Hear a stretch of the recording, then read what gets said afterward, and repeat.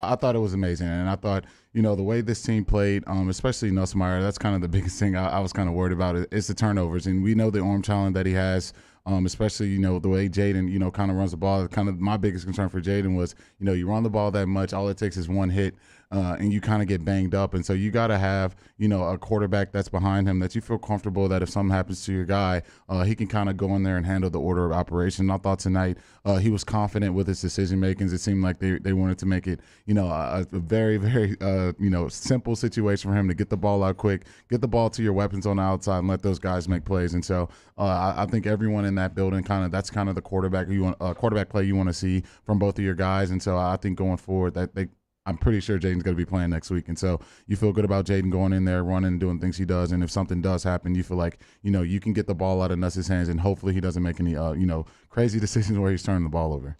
Keyshawn Boutte did not play in tonight's game. The birth of his child kept him out of this game.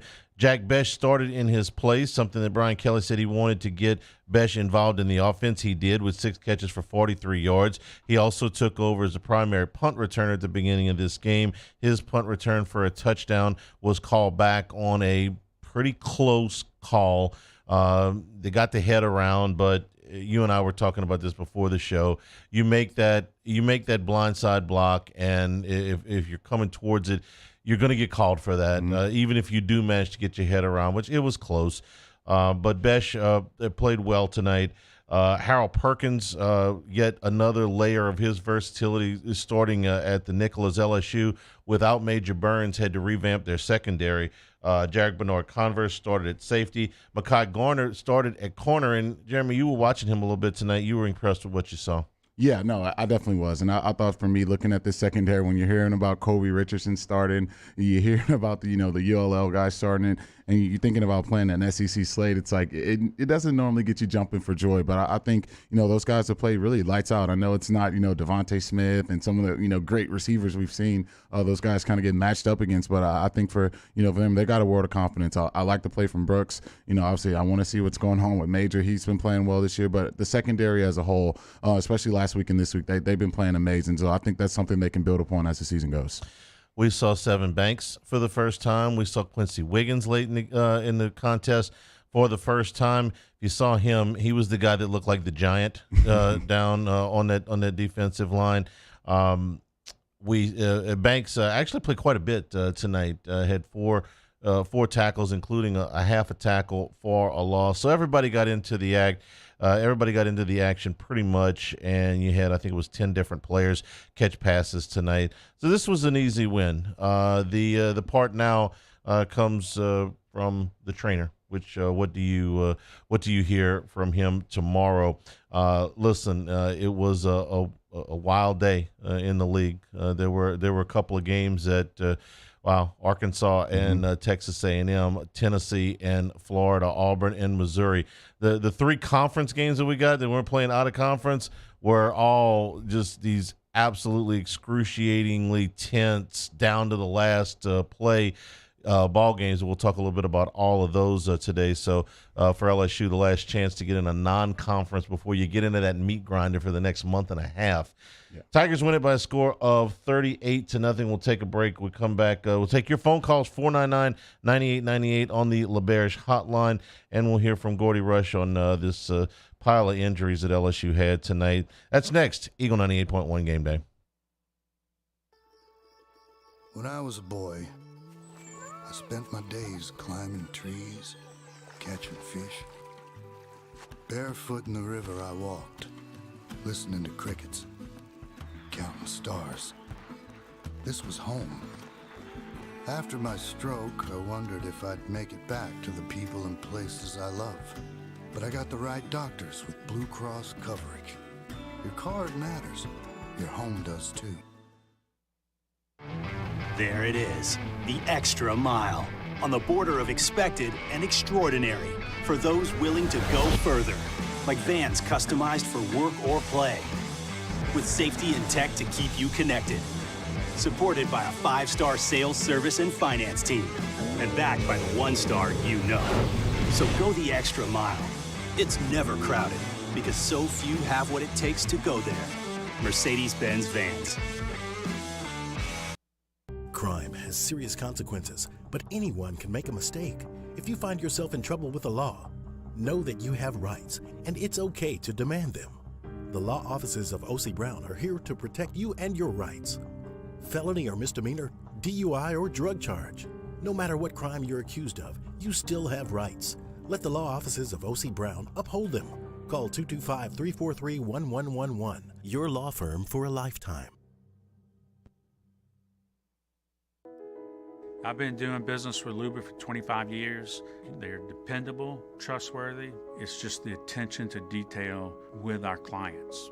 Our folks have years and years of experience. They're highly trained professionals, but many companies have that asset.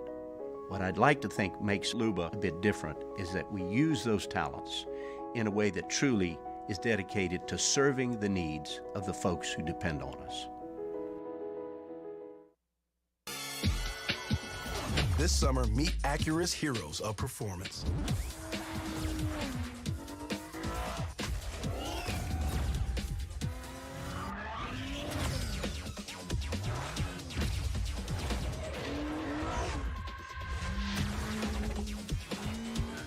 Only available at the Acura Summer of Performance. This summer, visit your local Acura dealer for attractive offers on the MDX.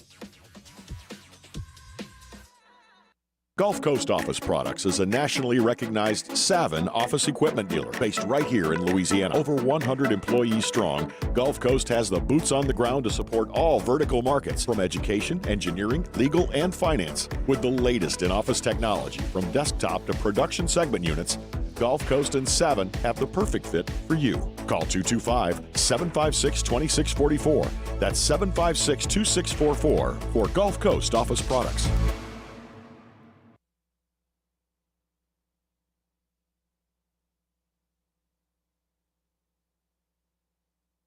Margaritaville Resort Casino. License pending.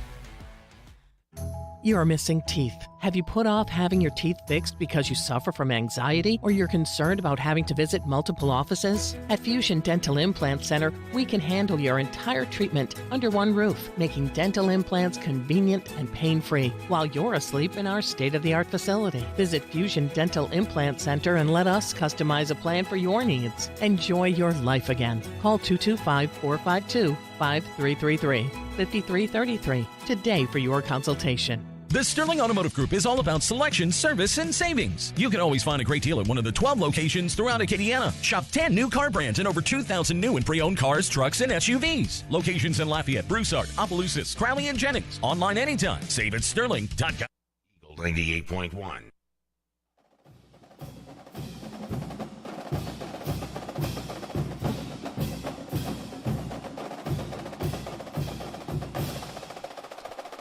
Eagle 98.1 game day continues. Tigers win it tonight 38-0. 499-9898 is the number to call on the LaBerge hotline. And on that hotline right now is Gordy Rush, who's on the sideline tonight. Gordy, good evening. How are you? Hey, good evening, guys. Okay, let's have it. You had all of the injuries go parade right past you into the injury tent. So what do we know? Yeah. Well, nothing too serious, and everybody wants to start with Daniels. I think I saw that play develop, and he kind of fell on his tailbone, lower back tailbone, and was sluggish to get up. They took him under injury, in the injury tent, I assume, to try to warm it up and loosen it up, and where it was in the game. And of course, they went in and scored. There was no sense putting him back in. And Brian Kelly, in his post-game comments to me, said they could have put him back in. So the good news is it wasn't serious with him.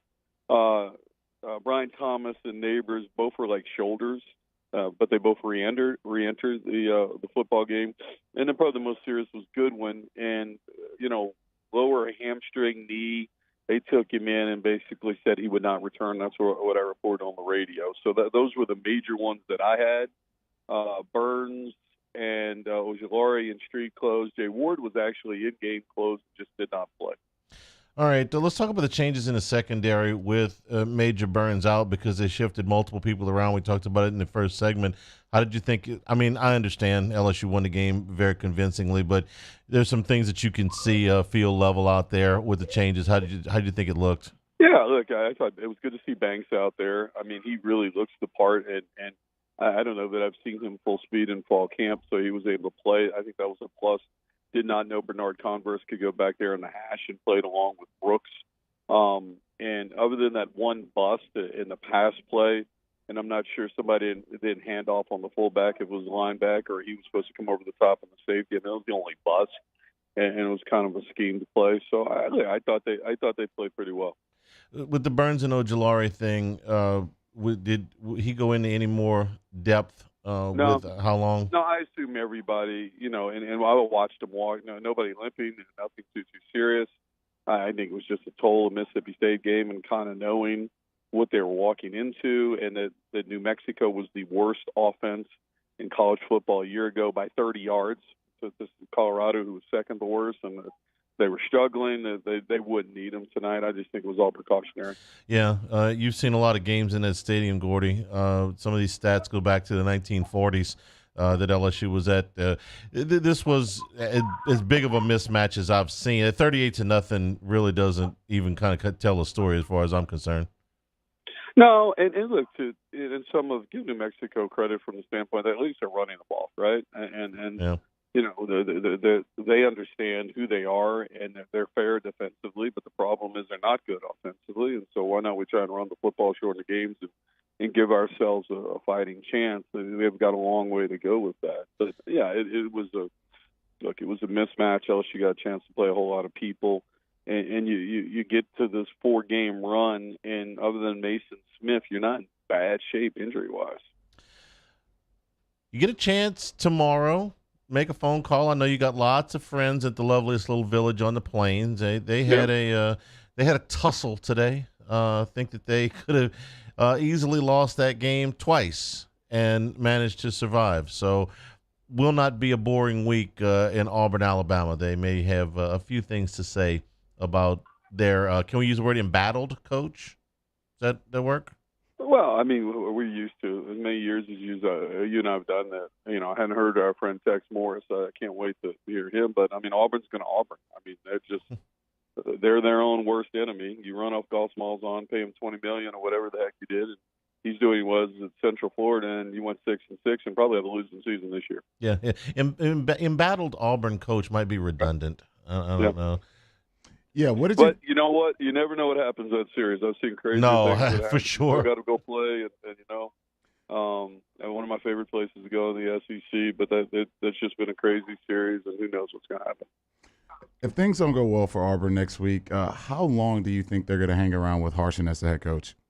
Yeah, Jeremy. I mean, the question is who's going to make the hire. I'm with you. And what do you get accomplished, and what does that transition look like? I mean, that thing has just been such a hot mess since they chose not to remove him after all that stuff. Derek Mason went to Oklahoma State to be the defensive coordinator. You're on your third quarterback. I mean, I don't know. I at some point, where's the leadership over there? And what are you going to get accomplished? I don't know, man. And of course, I get a better feel when we're boots on the ground over there because it's such a really irregular situation where the AD basically he's had enough of all the politics. He's pieced out of there. You got an interim that again has Auburn roots, and I get back to it. Always Auburn roots, and so I don't know. I'm pretty sure that if they had made the field goal today, or the back does not fumble a ball inexplicably on what would have been first, at the very least first and goal, that LSU would have seen an interim coach next week. I guess. Yeah, I didn't even see the game, so I didn't get to see. I know that it was. I can't wait. This is something I'll see on Tuesday night when the kids go to sleep, and I'll go see. I know it was. I know Missouri's bad, and I know Auburn's bad, and it was a bad game, so it wasn't a priority for me today. No, I get it. It was ugly football, and Missouri honestly should have won the game twice. Gordy? I'll tell you guys, man. The more I watch Brian Kelly, the more impressed I am. Again, how efficient, the attention to detail he is out there, and huge, really, really impressed with the coaching job. The thing that scares me is that you're one hit away from number 5 on as much as he's out there and he runs, one hit away from that being a game changer. That scares you. Nussmeier played well tonight, though. Big improvement. I thought that was one of the big plus after the Southern game for him to come out there and regain some confidence. I thought that was huge, and I thought that was a big thing. But I think this team with Daniels can do some damage. I think they can surprise some people, but I just worry he takes so many hits. It'll be something to worry about. Everybody worries about throughout the rest of the season. There's no question. Gordy, okay, guys. enjoy your Sunday. All right, thanks a lot. And let's hear from Brian Kelly following tonight's 38-0 win. Pleased, obviously, anytime you shut out an opponent, it's difficult to shut out anybody in football. I mean, college football is set up for success on offense. So really pleased with, we had 3 or 4 starters out on defense, and we had to juggle the lineup. We had Jarek playing safety, and the guys really rallied, and did a great job. Held them to under 100 yards. You guys know the stats. I don't have to recite them to you. Offensively, other than a missed field goal and an interesting penalty call on a touchdown, very efficient offensively, throwing the football, running the football. So really good performance, something to build off of. I told our guys one time's an accident, second time's a coincidence, third time is a habit. They've won 3 in a row. They're building good habits. And, we look to continue to build on that going into, SEC play over the next month. He was really irate over that punt return being called back. He did a very good job of censoring himself on the sideline reporters interview going into the locker room for SEC Network. She asked about it, and he like kind of stopped, like, if I say what I really want to say, I'm going to get fined and reprimanded probably. But let's just say his body language and his facial expressions told a story that he disagreed with the call. 499-9898 is the number to call. We'll get your phone calls when we come back. This is Eagle 98.1 Game Day. They said I was small, weak, said my heart wasn't strong enough. But I showed them what heart looked like, again and again and again. Mom got me the right care, the right doctors with Blue Cross coverage. Don't let people tell you who you are. Show them the right card, the right care. At All-Star Toyota, you get it all. If you're in the market for an all-new Toyota vehicle, come see our friendly and knowledgeable sales team at All-Star Toyota. Located in Baton Rouge at the corner of Airline and Goodwood, we've been serving our community since 2005 by offering a large selection of new Toyota cars, trucks, and SUVs. Get behind the wheel of your dream car and take a test drive at All-Star Toyota today. Oh, hey, what's up? It's Big D and Bubba, 100.7 The Tiger Morning Show. We'd love for you to join us every weekday, 4 a.m. till 9 a.m. Yeah, everything you want in a show. Country music. We got laughs. We got celebrity in-studio guests. We just need you. Join us every weekday morning, 4 a.m. to 9 a.m., right where it all started. That's right. Louisiana's country station, 100.7 The Tiger. I've been doing business with Luba for 25 years. They're dependable, trustworthy. It's just the attention to detail with our clients. Our folks have years and years of experience. They're highly trained professionals. But many companies have that asset. What I'd like to think makes Luba a bit different is that we use those talents in a way that truly is dedicated to serving the needs of the folks who depend on us. ServiceMaster Elite create clean, disinfected work environments. As a local business, we take pride in serving the New Orleans and Baton Rouge areas. Our cleaning protocols follow CDC and OSHA standards for healthcare settings, offices, senior living, restaurants, and industrial plants. Contact ServiceMaster Elite to get your operation ready for reopening with germ disinfection cleaning. ServiceMaster Elite, the trusted choice in professional cleaning since 1996. It's no secret, the best oysters in Baton Rouge are at Jolie Pearl Oyster Bar. Enjoy mouth-watering South Louisiana flavor and oysters from all over the country. And don't forget our nightly drink specials.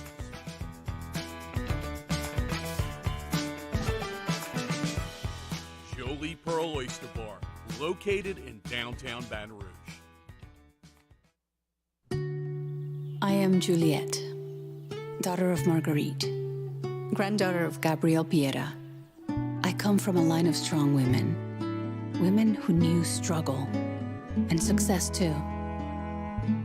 Still, I was scared by my breast cancer diagnosis, but I had Blue Cross coverage, which meant I got care from top doctors. I'm strong like my mother and her mother before her. The right card, the right care.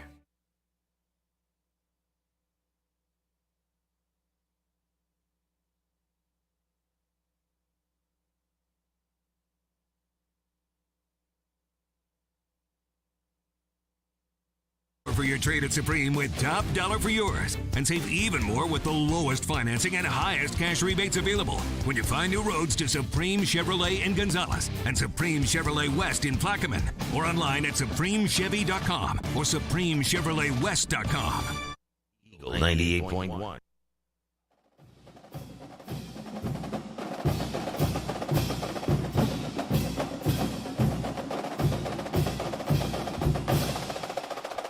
Eagle 98.1 game day continues. LSU wins it 38-0. Also take your questions in the YouTube chat. If you got some questions for us, let's go to the phone lines. The LeBarish hotline, 499-9898. We started off with Craig in New Iberia. Craig, welcome into the show. Hey, guys. We just want to comment, want to comment, and I want to ask you guys a question. Comment is, I think it's a good win. I think the thing that's impressing me the most is how well the offensive line is coming along. I think we're doing really well with starting to cash defenses with big runs of the middle. Running game was pretty solid tonight. I think the offensive line is really coming along well. Question I have is, with the schedule they're going to have, I think we're going to go up to Auburn, take care of business at Auburn, which should set up a pretty good matchup with us against Tennessee. What is the game time you think that's going to be set for? I think that's going to be a 2:30 or a night kickoff.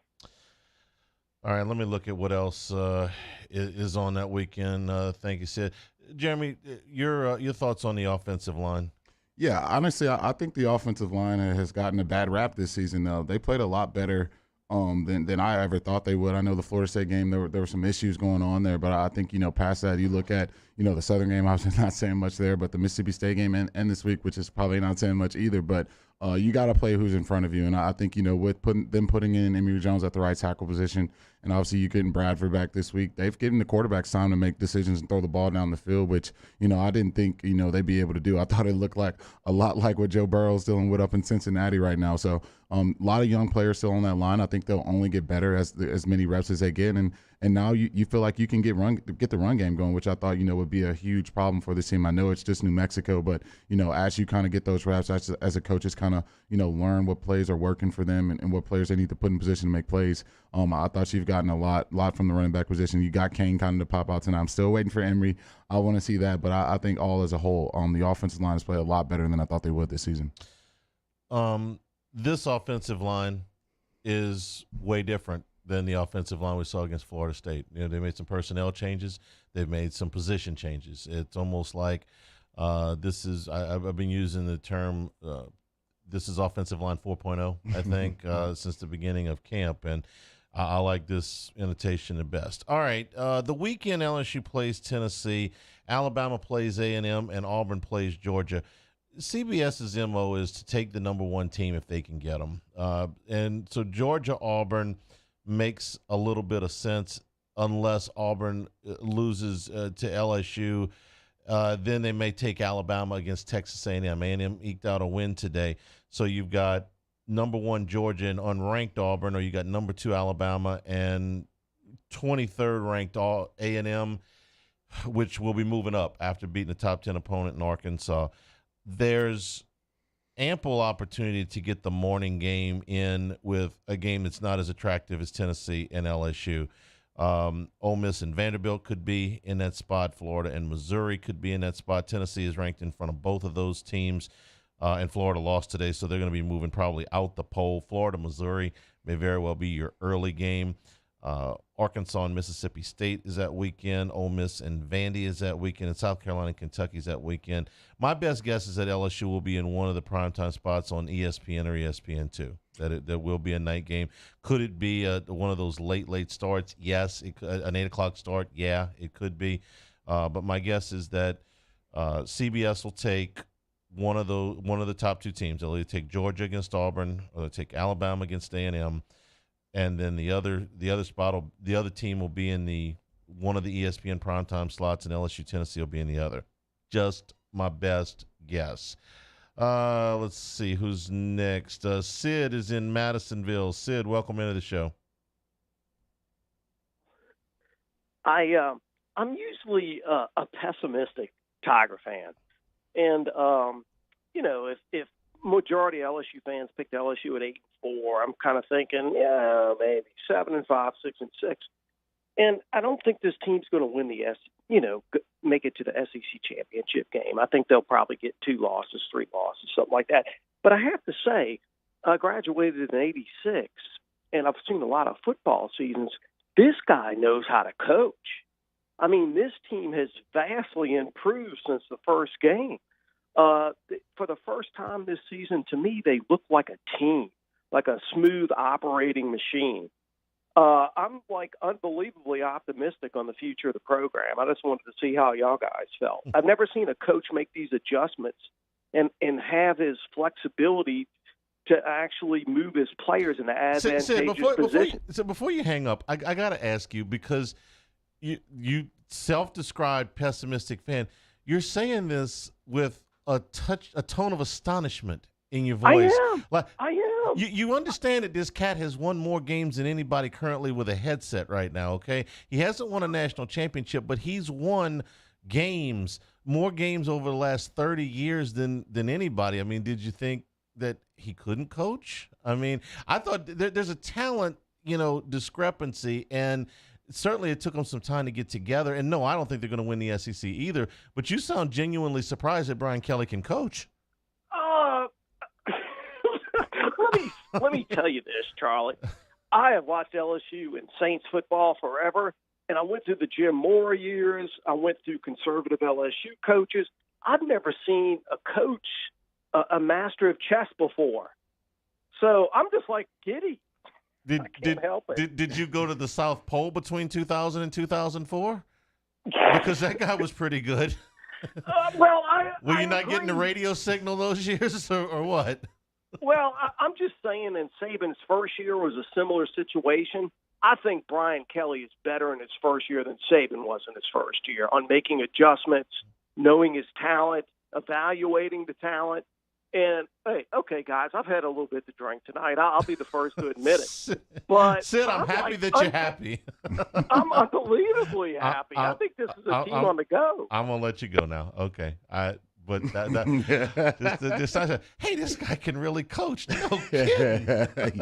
I mean, you don't become the all-time leading coach in wins in Notre Dame history if you don't know what you're doing out there. I mean, I know a lot of people down here don't like that they're independent, they're playing their little schedule or whatever. But anytime you play for national championships, you do the amount of winning Coach Kelly's done. That was the first thing when he got hired. I'm like, I can tell you guys right now, we're not going to be running the same exact play for an entire game. That's what we had to watch last year. So you don't have to worry about that anymore, Tiger fans. Coach Kelly knows what he's doing. He's going to continue to recruit his tail off. We'll be fine. Just wait it out, baby. Just wait it out. In 25 years of doing this show, I can only remember, people ask you, any calls stick out? Okay, and a few do. The time Gordy made the guy cry on the Atchafalaya Basin. Okay. The time the guy called up and said the worst thing that happened to LSU was that they won the national championship because they were stuck with Les Miles. I think Sid's call is going to stick with me. That tone of just absolute surprise. Can you believe this? Guy can coach. No kidding. Stefan is in Crowley. Stefan, welcome into the show. Hi guys. Good night to you tonight. first of all, I'm going to preface this statement by saying I understand we just had a near record-setting offensive production tonight. But in our first few games, with the exception of Southern, it seems like we're kind of getting that slow start in the first half of the game. I mean, Florida State was an animal where it seemed like we were out-schemed in the first half. Mississippi State, call it misfortune, whatever, it just was a little bit of a slow start. Tonight, even though we were putting up numbers on offense, we only put up 17 points on this team in the first half, and my worry is we're going to be going against teams like Tennessee, Alabama, where you're just not going to be able to come from a 17, 14-point deficit in the first half to really put. Can you just kind of look back over these games leading up to now and kind of comment on that slow start? Are we making progress there? What do you attribute it to? I didn't think that they had a slow start tonight. I'll go with that for the Mississippi State game, certainly, but and certainly the Florida State game as well, but not this game. They got a 3-and-out. They got a touchdown drive. They got New Mexico got their first down on the second drive. They did not get a second first down. LSU put a long field goal drive together. They got a 3-and-out. They scored a touchdown on the next one, which was called back for the offensive pass interference, and then they got the punt return called back, and then they scored a touchdown on the last drive. It was a 15-minute drive.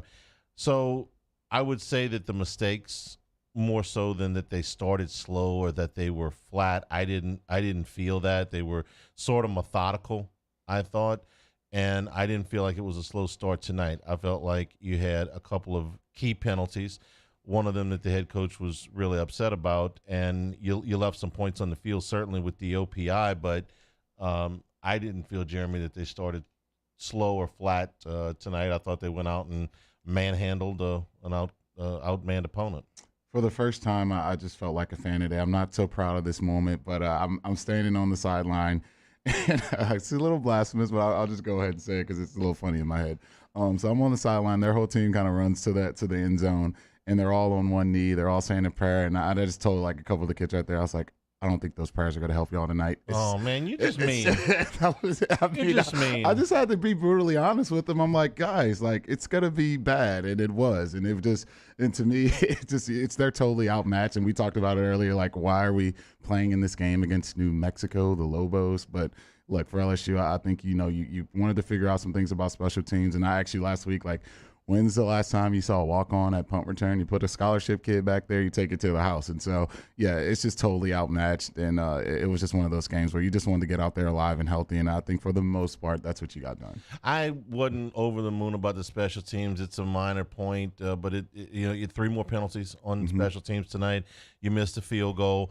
You had the punt return, of course, called back, and then you had a kickoff out of bounds. So, no, all of that ain't fixed. No, not at all. It's slightly better, if anything. 499-9898 is the number to call on the LaBerge hotline. We'll take a break. Be back with some more of your feedback on LSU's 38-0 win. This is Eagle 98.1 Game Day. Eli's always been into grilling. It took us a while to see it, but the signs were there. What are you doing, Eli? I knew grilling was my thing. I have been talking about it throughout my career. Happy with the results? I am. Got the new grill from barbecueguys.com. It performed great. My advice, as I always told my boys, do more of what you're born to do. Barbecue Guys, for those who were born to grill. You want cheese on your burger, Pops? I'll take a little cheese. At All-Star Toyota, you get it all. If you're in the market for an all-new Toyota vehicle, come see our friendly and knowledgeable sales team at All-Star Toyota. Located in Baton Rouge at the corner of Airline and Goodwood, we've been serving our community since 2005 by offering a large selection of new Toyota cars, trucks, and SUVs. Get behind the wheel of your dream car and take a test drive at All-Star Toyota today. Crime has serious consequences, but anyone can make a mistake. If you find yourself in trouble with the law, know that you have rights, and it's okay to demand them. The law offices of O.C. Brown are here to protect you and your rights. Felony or misdemeanor, DUI or drug charge. No matter what crime you're accused of, you still have rights. Let the law offices of O.C. Brown uphold them. Call 225-343-1111. Your law firm for a lifetime. There it is, the extra mile. on the border of expected and extraordinary for those willing to go further, like vans customized for work or play, with safety and tech to keep you connected. Supported by a 5-star sales, service, and finance team, and backed by the 1-star you know. So go the extra mile. It's never crowded, because so few have what it takes to go there. Mercedes-Benz Vans.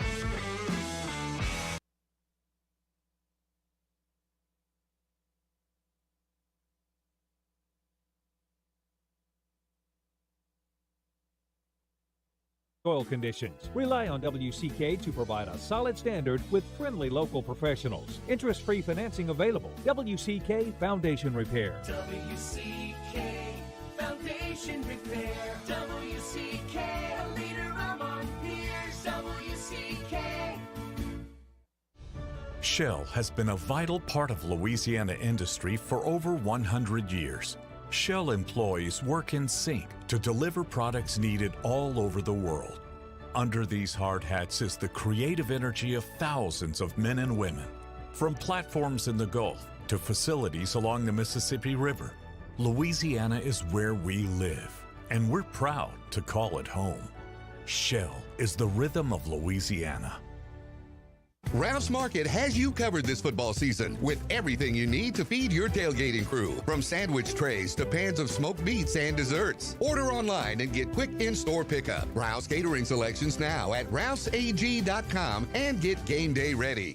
Hustle to Louisiana's #1 choice, Service Chevrolet Cadillac, where you can score big savings on cars, trucks, and SUVs. Tailgate in style this season in a new Chevrolet Cadillac or high-quality pre-owned vehicle. Tackle a great deal on Louisiana's largest selection from Louisiana's #1 choice, Service Chevrolet Cadillac, 1212 Ambassador Caffrey near I-10. Stop by or log on at servicegm.com. Chevy, find new roads. Claims based on current GM data.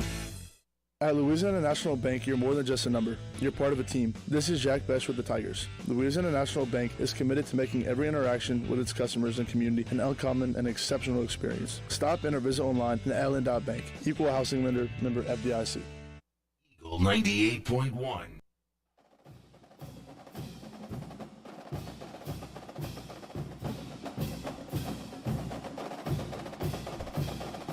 Eagle 98.1 game day continues. LSU wins at 38-0 over New Mexico.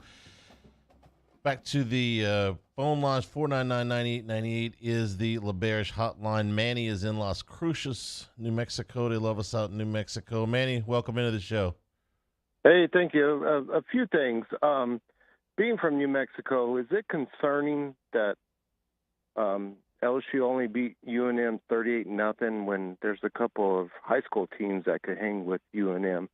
And secondly, how come Emory didn't get more carries tonight? Let's go, Brandon. I'll listen to you guys. Thank you. I think they left some points out there. You know, they dominated the stat sheet so much. You had 2 touchdowns called back. I mean, this thing's, you know, an official's call and probably 1 turnover away from being 50-0. If this had been 38-0 and it had been, say, I don't know, 21-0 at the beginning of the fourth quarter, which was, you know, still within shouting distance, and they had limped home, I would say no. But this game, there was a desire, I thought, by both of these teams to get this over with. I'm sorry. I mean, did you ever see New Mexico play with a sense of urgency offensively when they fell behind? No, because they knew that that offense is troubled, okay, and they were outmanned. And if LSU wasn't playing to get the game over with from the first drive, then after their quarterback went out, they certainly were. You know, they lost their starting running back and their starting quarterback in this game. Could Daniels have come back in the game if they'd have been playing a conference game and it would have been a 1-score game? Jeremy, you were down there on the sideline. He probably could have come back in the game, but there was no reason to do that up at what the score was at that point. Look, I'm telling you right now, if you're playing an SEC game, if you're playing Auburn next week, Kayshawn's not sitting out. Jaden's going back in the game. This is just one of those games where it's like, let's just get to next week. Let's get to Auburn. Let's get to the SEC. Let's get to what we're really here to do. This is just kind of a game. You kind of, like you said earlier, kind of help the school out a little bit. It wasn't really anything where LSU's like, okay, let's get this game plan and let's really focus on the Lobos. Let's get this thing going. I mean, they averaged 1.6 yards a carry, and then their quarterback had like 57 yards passing. It's like, what are we doing? And so I think for LSU, you just want to get out this game healthy. You want to, like you said, get out of here as quick as possible. Let's get out of here as healthy as possible. Let's focus on next week. And you can kind of feel that. I mean, the stadium was just about empty before halftime. So the band wasn't even on the field yet. Stadium was just about half empty. People didn't want to sit in traffic for a game like this. So, yeah, I think for everyone involved, it was just that. Let's get more preseason vibes for NFL. If you ever watched the NFL preseason game, this felt a lot like that. It ended in less than 3 hours actual time. The time of the game, I think, was 2 hours and 48 minutes or something like that. That's flying, okay? You almost can't put a game that's on television on in less than 3 hours, a college game in less than 3 hours. No, believe me, there was a desire on both sides. Move the clock, okay? You know, if it's close to the sideline, just keep the clock moving. Let's move things along. Robert is in Baton Rouge. Robert, welcome into the show. Yeah, Charlie, first I have a comment and then I have a question. My comment is, thank God you have a co-host, a new co-host. And my question is, how come it took them 4 games to get Jack Besh involved in the offense? All right.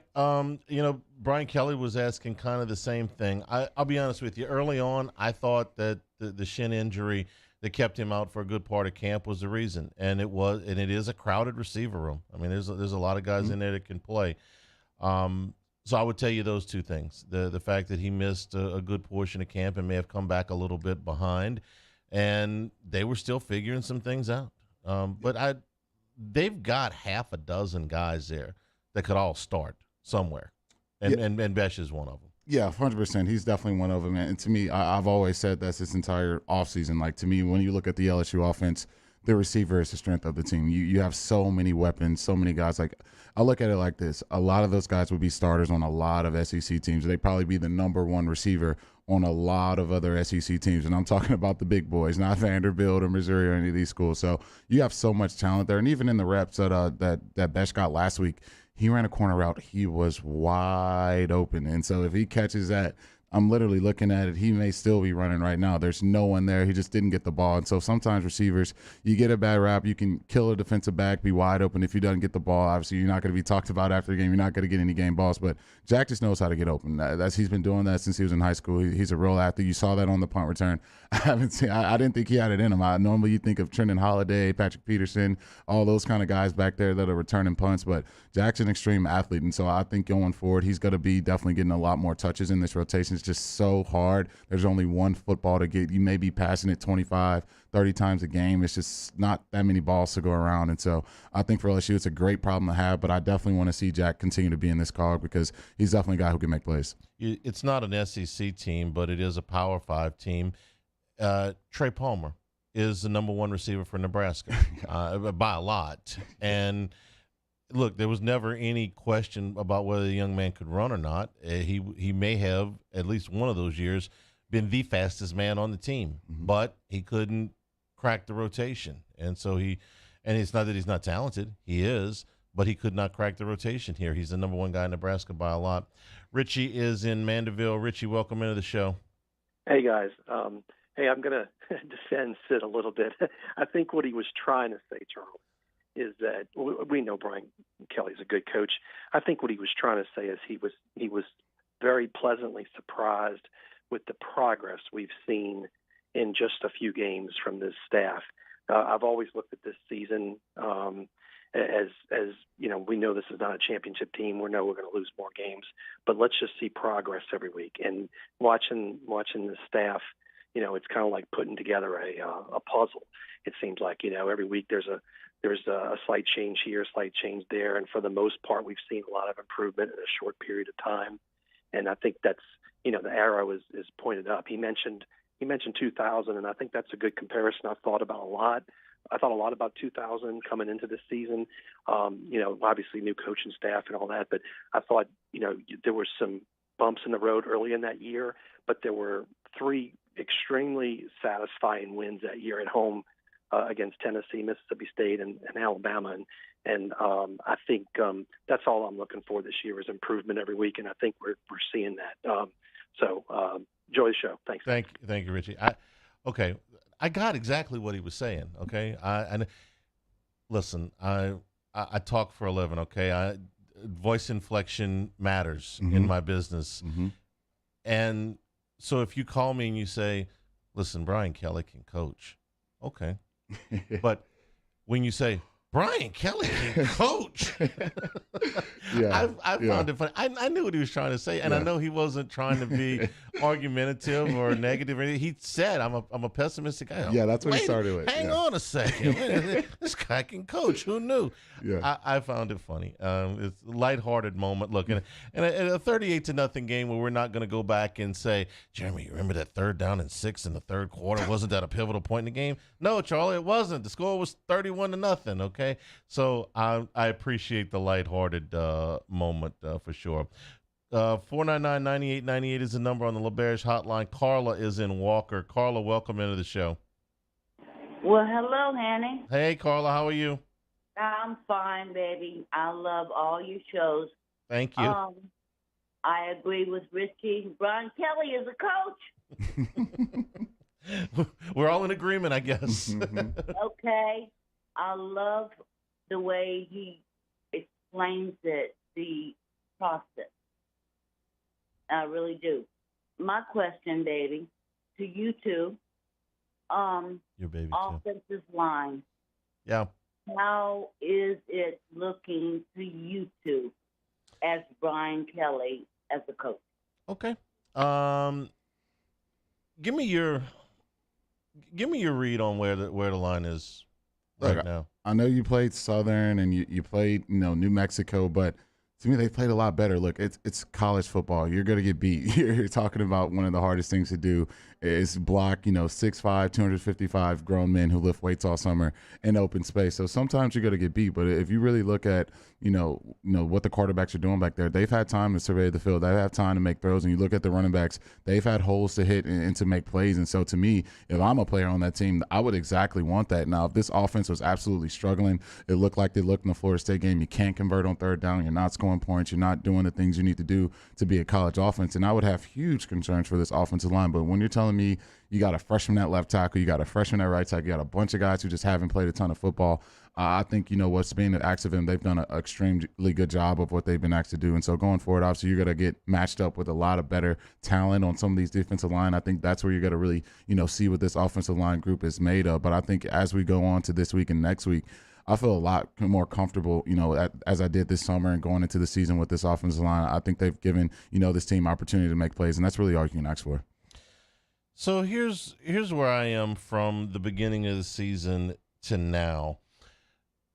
You have at left tackle, Will Campbell now has 4 games under his belt. He was a precocious freshman from the day he set foot on campus. All he needed was to actually get out there and play. So that's fine. Putting Garrett Dellinger at left guard after the first game, it made 2 players a lot more comfortable. Dellinger, because he is obviously much more comfortable at guard than he is at center. I made the remark, it's like, man, it was like he had been, let out of jail. The center thing was really weighing on him. It wasn't allowing him to play as fast. You're unsure of yourself. You've got a lot of responsibilities as far as line calls and things like that. He looked like a man with a new lease on life when he went to left guard. Charles Turner is probably their most comfortable natural fit at center. They tried to move some other people there with mixed results. Turner may not, be the next coming of Dwight Stevenson, but he's holding his own in there, and he makes everybody. Him playing center makes Dellinger a better football player because he doesn't have to play there. He can play a guard. At your right tackle, Emory Jones is an upgrade from all of the players that we saw. Anthony Bradford out there. We saw Miles Frazier out there. We saw Cam Wire out there, and Jones is better than all of them. So that is an upgrade. Now, we had a conversation in the pregame about what they're going to do at that right guard, and you've got the Anthony Bradford and you got Miles Frazier. I can give you pluses and minuses on both of them. It was Frazier that got to start tonight. Bradford is a bigger player. He's been here longer, and he fits the role of road grader at that right guard as well as anybody. But Bradford, for whatever reason, it may be an injury, maybe a missed assignment, maybe something, whatever. He has never been able to stay on the field and play at a consistently high level for a long period of time. He's had flashes here and there. At his best, you would want him to look something like Trey Turner did. Trey Turner, his first freshman year didn't play. I think he redshirted, and he shows up the next year, and Bradford looks a lot like him. He's actually probably a little bit taller than Turner was. And Turner showed up all of a sudden. He's 340 some odd pounds, and he's just mauling people. And Bradford just doesn't all the time. He does sometimes, but not all the time. Frazier, I think, is more of a natural tackle. I think he's got better feet, but he's sound. You put him in there. So that would be the question that I would have is at the right guard moving forward. Yeah, that's probably your biggest question mark on the offensive line going forward on the right guard position. If you watch that Mississippi State game, it just wasn't a good game for Frazier. He was getting tossed around on some plays and beaten. Sometimes that happens, but that beats you. That gets you beat. And guys, you're not going to win every block. You're not going to get a pancake every single play, but you want guys who are out there who can at least cover up guys and give guys options to make plays. And so I think of all the guys on the offensive line, I think that right guard is probably, the position where you can kind of still see some moving around, see some different guys get some opportunities there, because I don't think they love what their production they're getting from that position. But I think you look elsewhere, even in that Florida State game for Dellinger, other than the kind of the bad snaps and everything, he graded the best. He blocked his tail off in that game, and now you got a guy who's really grading well in the interior of the line, and you really feel great about the freshman on the outside. And so, yeah, I think for right guard, that's kind of a position you kind of want a little more consistency from. And so going forward, I'll be paying close attention to kind of who they start, who they believe in, and what guy is out there and how they're divvying up those reps. That bad snap was a killer, though. Yeah, that was a massive play. Yeah. Is this Fred in Mandeville that is next? Fred is in Mandeville on the LeBear's hotline. Hey, Fred. Hey, how y'all doing? Great. I was just calling. Like to see Daniel playing. I saw we got Nuss in third quarter. I'd like for some input on Nuss's play here and how he's looking as Howard's coming up behind him. I'd also like your input. How y'all think we would do should we play Florida State tonight? And to me, it's like we put up a good fight and we'd almost crush them. So thanks for tuning in. Thank you, Fred. Florida State, I thought they should have beat the night that they were in the Superdome, and I think LSU is a much, much, much better football team than they were 3 weeks ago. Yep. So, yes, now that being said, Florida State should probably be undefeated. If Travis doesn't go out in the game against Louisville, that Friday night game, they're probably undefeated. They dusted Boston College tonight. Now, Boston College is pretty bad. But, do I think that if they played again that LSU would win the game? Yeah, because I thought LSU should have won the game in the Superdome that night. And if this LSU team was put up against that LSU team, this LSU team is better for the personnel decisions that we just talked about, the personnel changes that they've been able to make, their defensive continuity. Yep. Do you think Florida State would be able to go 11 out of 17 on third down against this defense now? Yeah, and then LSU on third down was just the absolute worst. They just were terrible, and then you kind of saw them in the second half. And I think also, too, now you're seeing Harold Perkins, out there on that defense. He didn't play much in that first game. He wasn't out there very much on defensive side. He played special teams, but you didn't see him rushing on the edge. And to me, you didn't see those exotic looks. I know you were going against that air raid offense, but you missed so many tackles in that game. And to me, they've just been tackling so much better. You see Greg Brooks coming downhill, blowing people up. You see Major Burns doing the same. I know he missed some time in this one, but the tackling is just night and day compared to what you saw in that Florida State game. And so I thought that's kind of where Florida State kind of made their hay. They just got guys who missed a ton of tackles, and obviously the special teams, you're missing extra points. It's just that's still a cause for concern. But I think, looking at this team now, they're just night and day better. I think you're going to continue to see them get better as the season goes on. Perkins is a good example. On special teams in that first game, made a very foolish play. He had a personal foul on a dead ball. Hadn't seen him make that play again, right? Nope. You know, in fact, I haven't seen any dead ball fouls since then. That's just a foolish play. There's no excuse for it. Well, you had it in that game. You haven't had it since, so you got that corrected, at least, you would think. 499-9898 is the number to call. This is Eagle 98.1 Game Day. Oh, hey, what's up? It's Big V and Bubba, 100.7 The Tiger Morning Show. We'd love for you to join us every weekday, 4 a.m. till 9 a.m. Yeah, everything you want in a show. Country music. We got laughs. We got celebrity in-studio guests. We just need you. Join us every weekday morning, 4 a.m. to 9 a.m., right where it all started. That's right. Louisiana's country station, 100.7 The Tiger. At All-Star Toyota, you get it all. If you're in the market for an all-new Toyota vehicle, come see our friendly and knowledgeable sales team at All-Star Toyota. Located in Baton Rouge at the corner of Airline and Goodwood, we've been serving our community since 2005 by offering a large selection of new Toyota cars, trucks, and SUVs. Get behind the wheel of your dream car and take a test drive at All-Star Toyota today. When I was a boy, I spent my days climbing trees, catching fish. Barefoot in the river I walked, listening to crickets, counting stars. This was home. After my stroke, I wondered if I'd make it back to the people and places I love. But I got the right doctors with Blue Cross coverage. Your card matters. Your home does too. I've been doing business with Luba for 25 years. They're dependable, trustworthy. It's just the attention to detail with our clients. Our folks have years and years of experience. They're highly trained professionals, but many companies have that asset. What I'd like to think makes Luba a bit different is that we use those talents in a way that truly is dedicated to serving the needs of the folks who depend on us.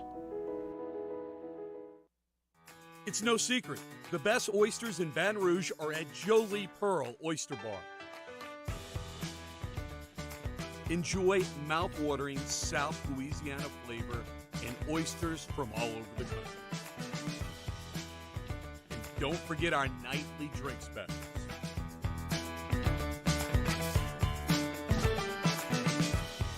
Jolie Pearl Oyster Bar, located in downtown Baton Rouge. I'm Jay Ducote.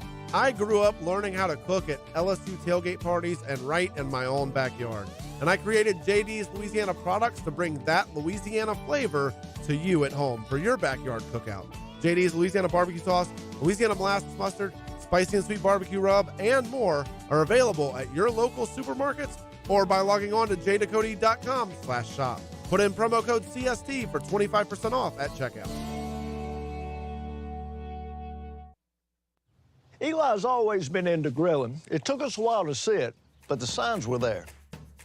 What are you doing, Eli? I knew grilling was my thing. I have been talking about it throughout my career. Happy with the results? I am. Got the new grill from barbecueguys.com. It performed great. My advice, as I always told my boys, do more of what you're born to do. Barbecue Guys, for those who were born to grill. You want cheese on your burger, Pops? I'll take a little cheese. At All-Star Toyota, you get it all. If you're in the market for an all-new Toyota vehicle, come see our friendly and knowledgeable sales team at All-Star Toyota. Located in Baton Rouge at the corner of Airline and Goodwood, we've been serving our community since 2005 by offering a large selection of new Toyota cars, trucks, and SUVs. Get behind the wheel of your dream car and take a test drive at All-Star Toyota today.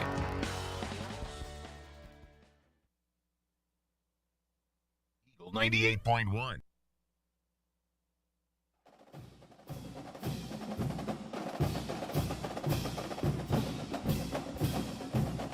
Eagle 98.1 Game Day continues. LSU wins it by a score of 38-0 over New Mexico tonight. 499-9898 is the LaBerge hotline. Jeff is in Lafayette. Jeff, welcome into the show. What's up, Jay Hill? I got to say, man, I'm going to assess you two because I love to listen to you guys after the game, and I'm sorry, but, I mean, are we just all in skepticism role right now of where this team is? I mean, the level of optimism that I'm hearing out of your voice is not comfortable. Even with the things that we're doing right or whatever, I mean, is this just the way this season's going to roll for us this year, that we're just going to – because I'm sorry, by the second quarter of this game, I'm like, I didn't expect us to have any problems getting through this game, but it's still a wash. I mean, it's like Southern again. It's so hard. I mean, and granted, I mean, the Mississippi State win's a big win, but is it just because we just don't have enough confidence in the overall continuity of this team? I mean, I'm trying to understand my feelings in it, as a 50-year-old guy who's been, LSU alum and following this team for as long as I can, cousins to Foster. I look at this team is so hard to dissect and understand. And then when I listen to you guys' voice, you don't give me a whole lot of optimism about where this team is going to go on a week-to-week basis. I mean, I think it's let's wait and see what happens game in and game out. I just wanted to hear your points from that perspective. I'll hang up and listen. Thanks, guys. Okay, thanks. What was his question, though? Is he saying, like, are we I'm not really sure. I'm just going to answer my question. Can I tell you that this is going to sound awful, so just allow me to explain when I say it. I almost don't care what LSU's record is this year. Mm-hmm. Within reason, okay? I said this in August. In my mind, there's not a whole lot of difference between 6-6 and 8-4. I've been to the Outback Bowl, okay? I've been to the Music City Bowl. I've been to the Texas Bowl. There's not 6 inches of difference between them. Either you're in the playoff or you're in some other bowl. The Fiesta Bowl was terrific, and if you're in a New Year's Six Bowl, obviously it's a bigger deal. But I didn't expect that, okay, and still don't. That they're going to be. This is not a playoff team, okay? Mm-hmm. It's probably not a New Year's Six Bowl team. This is a somewhere between 6 and 9 win team, and I would rather see a development of young players. I would rather see a continuity. I would rather see a development of culture than to squeeze in 1 or 2 more wins, okay? If they had put a player like Harold Perkins in, and let's say he had blown a coverage, and maybe they lost a game because of it, but that led him to be, a really good football player by the end of the year, or Emory Jones, or Will Campbell, or Mason Taylor, all of these freshmen and other first-time stars. Savion Jones is getting to play a good bit now as a second-year player. That, to me, all of that is more important. I know that this season is going to be all over the place because how could it not be? Look at what the Southeastern Conference's middle looks like, Jeremy. So they're playing Auburn, who got beat by Penn State as bad as you can get beat in your home stadium if you're Auburn. And then today they should have lost to Missouri. But like Gordy said, it's Auburn, LSU. So Tennessee should have put Florida away a lot sooner than they did today. Finally got there. But Florida has been up and down. You get them the next week. Ole Miss got in a shootout tonight with Tulsa and hung on for a 1-score win. I'm going to skip over Alabama. Arkansas, 3-0 and some really nice wins, but some close games. And then they lose a close game today. A&M's lost a close game today. They won a close game. Every one of those games could go 50-50. Mm-hmm. I think they're – after watching Auburn today, I don't think that's a 50-50 game anymore. But it's not like LSU's going to go in there and be a 2-touchdown favorite. They should beat Auburn the way Auburn is playing right now, and the coach has got 1 foot out the door. But the rest of those games, I could see them winning against Tennessee and Tiger Stadium. I could see them losing.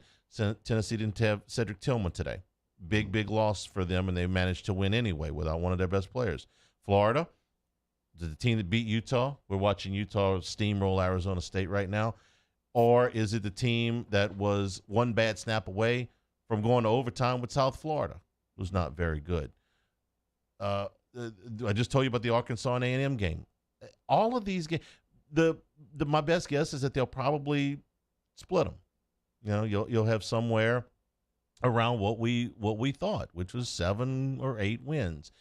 So my optimism is about the program, not necessarily the record.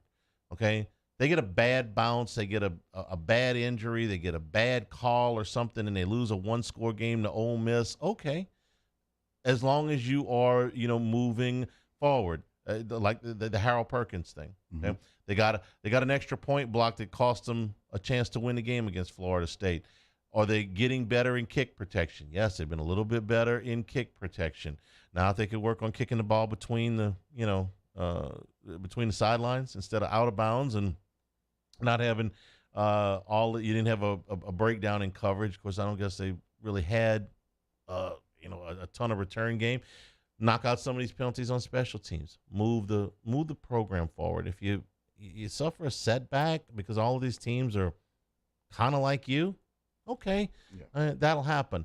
This is one of the very few seasons where I'm going to say, you know what, the record's not the most important thing. Yeah, and I think for so many LSU fans, there was such a long period of time where you just walked into a season. You could pencil in a win against Mississippi State. You could pencil in a win against Ole Miss. Arkansas was just never very good. And so you just kind of just walked into every season like, okay, we just got to probably beat Alabama. There's maybe the Auburn game. There's the Florida game, and we'll be good. We'll be fine. But those days are gone. And so I think it's a new era, especially when you talk about you're changing a whole new coach, whole new coaching staff. You just came off a bowl game where you got 38 guys on scholarship. And so there's just so much turnaround. There's so much change. And to think you're going to go into the season and march your way into the college football playoff, I think would just be asinine. And so when you got a new coach, I talk about, that's why I'm kind of so hard on Jimbo all the time. You have tenure there.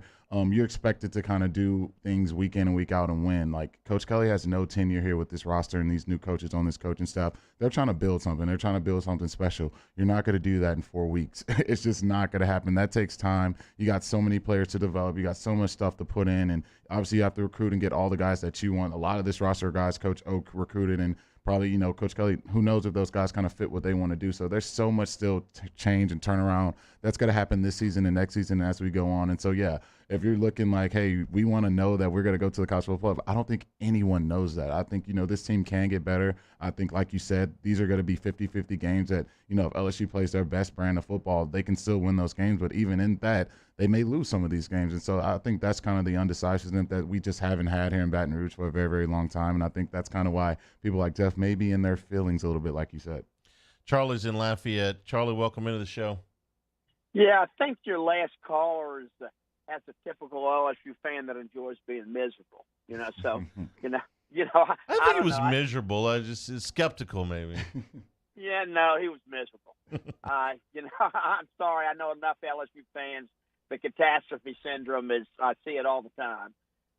So I've always been a glass half full person. I've enjoyed listening to you tonight. Y'all have had some good calls, and y'all have had some good breakdown of stuff. I really do. You do a great job with that. I really want to. And last week I listened to y'all too, and so it's great. But you were making a point about Garrett Dellinger, and he moved to guard. He had a new lease on life. But really, it may have been the biggest play in that game against Florida State.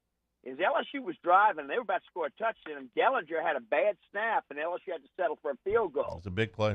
If LSU scores a touchdown, I say you see a whole different ball game, because it's the mindset or whatever. So, that was a huge play, and having a center, I realize how important it is. Then you talk about South Florida snapping the ball over the head. Actually, South Florida could have won that game against Florida. So I think everything you say is spot on. I think anybody can beat it. Look, Kansas State beat Oklahoma tonight, and they got beat by Tulane. And Oregon State should have beat USC tonight. So this is, unless you're Alabama, Georgia, or Ohio State right now, that anybody can beat anybody in college football, I say. So, yeah, absolutely. Thank you, Charlie. I appreciate it. I'm really, really, really looking forward to the next 8 weeks. Yeah. If this makes any sense, in LSU's championship years, there's a certain tension. Every game is life or death because you can't afford to lose maybe one, but certainly, if you lose those games to Alabama, it's like, okay, that it just feels like the season. This feels like I can go and watch every one of these games, and I can watch for improvements, and I can watch for guys that are developing. And if they win, that's great. And if they don't, did you take something from it? Did you get better, even though you lost? I can't take that in one of those seasons where I know that if they don't win a game by 4 touchdowns, if they win it by 2 touchdowns against somebody that's not as good, they're going to drop in the rankings or, maybe not make the playoff or whatever. I don't have all of those expectations on this year. So these games are a lot of fun, in my opinion. Daniel is in Bunkie. Daniel, welcome into the show. Thanks for taking my call. On the drive home, I stopped to get a hot dog, and I missed Gordy's injury report. So I just kind of wanted a quick rundown of all the injured guys. I'll hang up and listen. Thanks. All right, thank you, Daniel. So Daniels is a lower back. When he went out of the game, LSU scored to make it 24-0. There was no reason to put him back in the game. They don't think that this is something that's terribly serious. Thomas and Neighbors were both shoulders. They both returned. Goodwin was a knee. I'm sorry, a hamstring and a knee, and he didn't have anything more on him. Burns and Ojulari didn't dress. With Ojulari, we get the impression it's kind of precautionary. With Burns, it may be a little bit more significant. We'll probably know more about that on Monday. Max is in Baton Rouge on the LaBerge hotline. Max, welcome into the show. Hanny. You know what next week is, right? Yeah, next week is October. It's a revenge game. Ah, revenge game. Okay. 5 years ago, DJ Chark, touchdown in the end zone. They take it off the board with 0 seconds left. Les Miles, gone forever. Yeah. Brian Harston, look around. You got 1 more week left, baby. You going out Les Miles style. Hey, okay. I got you. It was the right call. The play did get off a little bit late. And did you hear the inside scoop about that? I don't want to throw you out there, Danny Phantom. Go ahead. He said if he makes that touchdown, he's one of the greatest quarterbacks in LSU history. Which I'll let you know if you agree with that. No. No. Yeah, I figured you'd say the same. Listen, at that point, Les had run his course. It was more just waiting for when the inevitable end was coming. His fate was really sealed when they lost to Wisconsin in Green Bay. It's still one of the most bizarre press conferences I've ever been to in my life after the Texas A&M game the year before, because everybody that walked into that locker room thought Les was gone the year before, that was going to be it. I mean, his family was there. They were taking pictures. They carried him off the field. I watched this whole thing goes in there. They go into the back room. They come out 20 minutes later, and it's like, wait, he's staying? Ooh, okay, got it. So he went into the next season on borrowed time. That's kind of what I was talking about with Auburn. When you go into a season where you've already tried to fire the coach, and make no mistake, they tried to fire the guy, and they couldn't get it done. They just handed Malzahn $21 million, and they didn't want to have to do that, and they couldn't get him for cause. But man, look, they're pulling on the other side of the rope.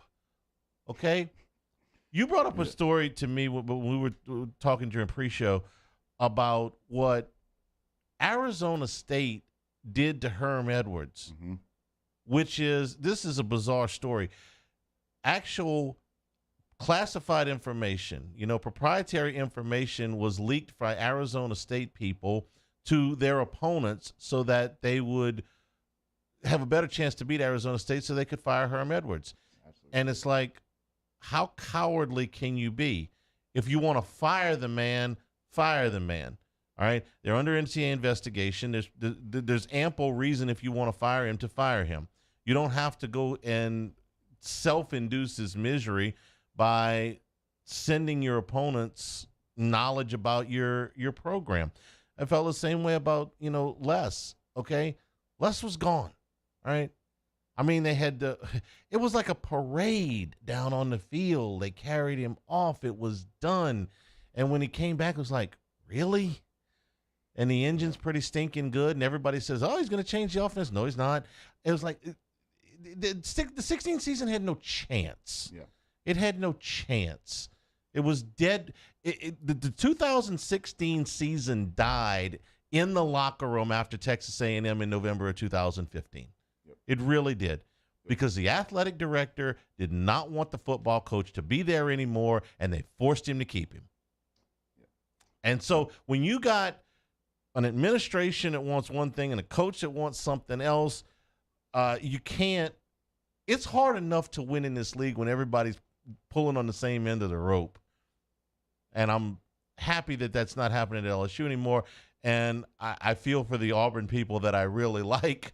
I have good friends there. But you are fighting against yourself, and it's been going on there for a long time. Yeah, I've been singing this to the top of the mountains. It's like, I don't know why they got rid of Gus Malzahn. I think if you're the Auburn Tigers and you watch Gus Malzahn, you're competitive against Alabama. You're getting to a national championship. Why do you move on from that guy?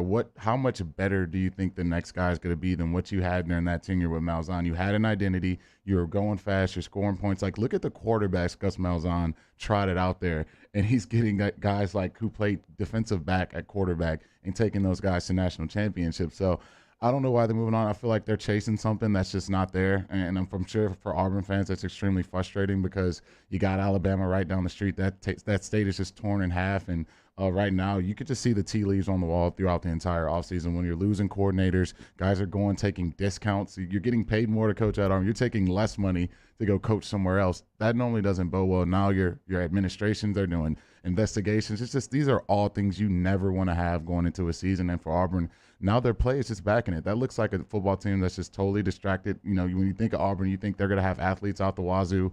You got Tanks Bigsby, who's one of the best backs in the SEC, and that's just bad football. You cut Auburn football on right now, that's just bad football. And so for the Tigers, that's great news for us, but it's just terrible news for Auburn right now. I've never seen a situation where I thought one game should be the difference in whether or not a guy was retained or was he fired.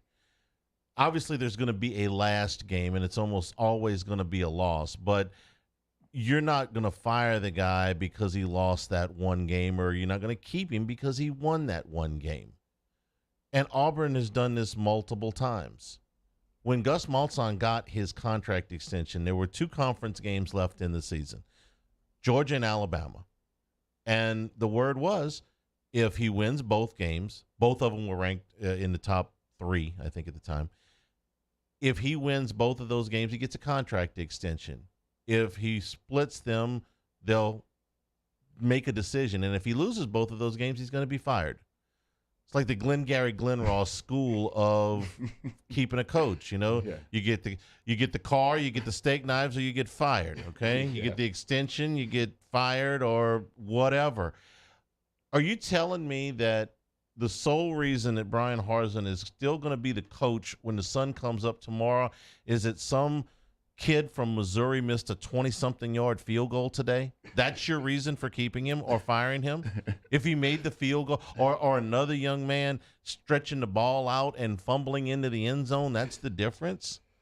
Look, I don't think you should ever run a program like that, but it's just, to me, I think a lot of these programs, they fall to the pressure of the public, Twitter, whatever you want to call it, instead of having, a plan. And if that plan doesn't work out, you go in a different direction, and you just, you stick with that. You can't just go, well, they're carrying less miles off the field. We can't fire this guy. Like, that's, to me, I know it's sometimes you have feelings involved with this stuff, but you got to have a plan. And I think sometimes, they don't have one. I think for Arizona State, that plan was just a terrible plan. Like, if you're going to move like that, I don't know what you're doing. And so a lot of these administrations, they make some questionable decisions. I think Auburn's one of them. And I think, like you said, so you're telling me if they beat LSU, who just got a new head coach, he keeps his job. For one more week. Yeah, that's what it's like I'm they're waiting for him to lose one more game so that they can fire him. It's like if you're doing that, then just fire them, man.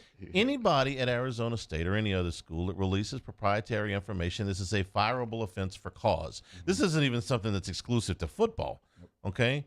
You signed a contract when you came to work here. There's certain things that you can't divulge about the company. Every employee in the country has signed one of those things if you are in a position to have privileged information. It's a fireable offense for cause. Cut and dried. 499-9898 is the number. Jules is in Abbeville. Jules, welcome into the show.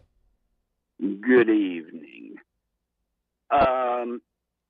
Auburn, unfortunately, is in Alabama, so they've really got it bad. That's about all you can say about that.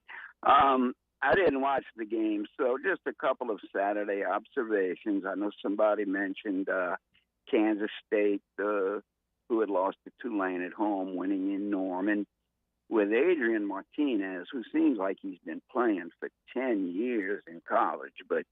And then the Jayhawks rocked chalk to 4-0. Their quarterback, man, that's a nice kid to watch. Very talented. I know they didn't go over the total, but Charles, that's okay. They fumbled on the 1 yard line, Jules. and then again on the 20-yard line. Oklahoma and Texas, when they come into the SEC, their stature has to fall. I don't see either one of these teams, and currently the way they're constructed and the programs they've had over the last several years, decade, really are going to compete for titles in the SEC. But anyway, just a couple of thoughts. And UL losing to Monroe. I saw that score. Yeah, I saw that score. Jules, thanks for the call. Jalen Daniels at Kansas is one of my favorite players to watch so far this year.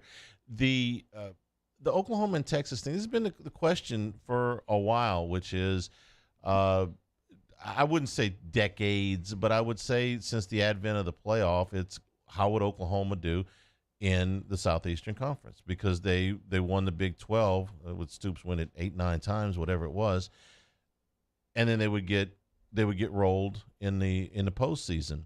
So if you had to play teams like that 6 times in the Southeastern Conference or 5 times, how many of them would you win? I don't know. Now, I wouldn't go back as far as Mac Brown's best teams at Texas, but again, you're going back more than 10, 12 years now.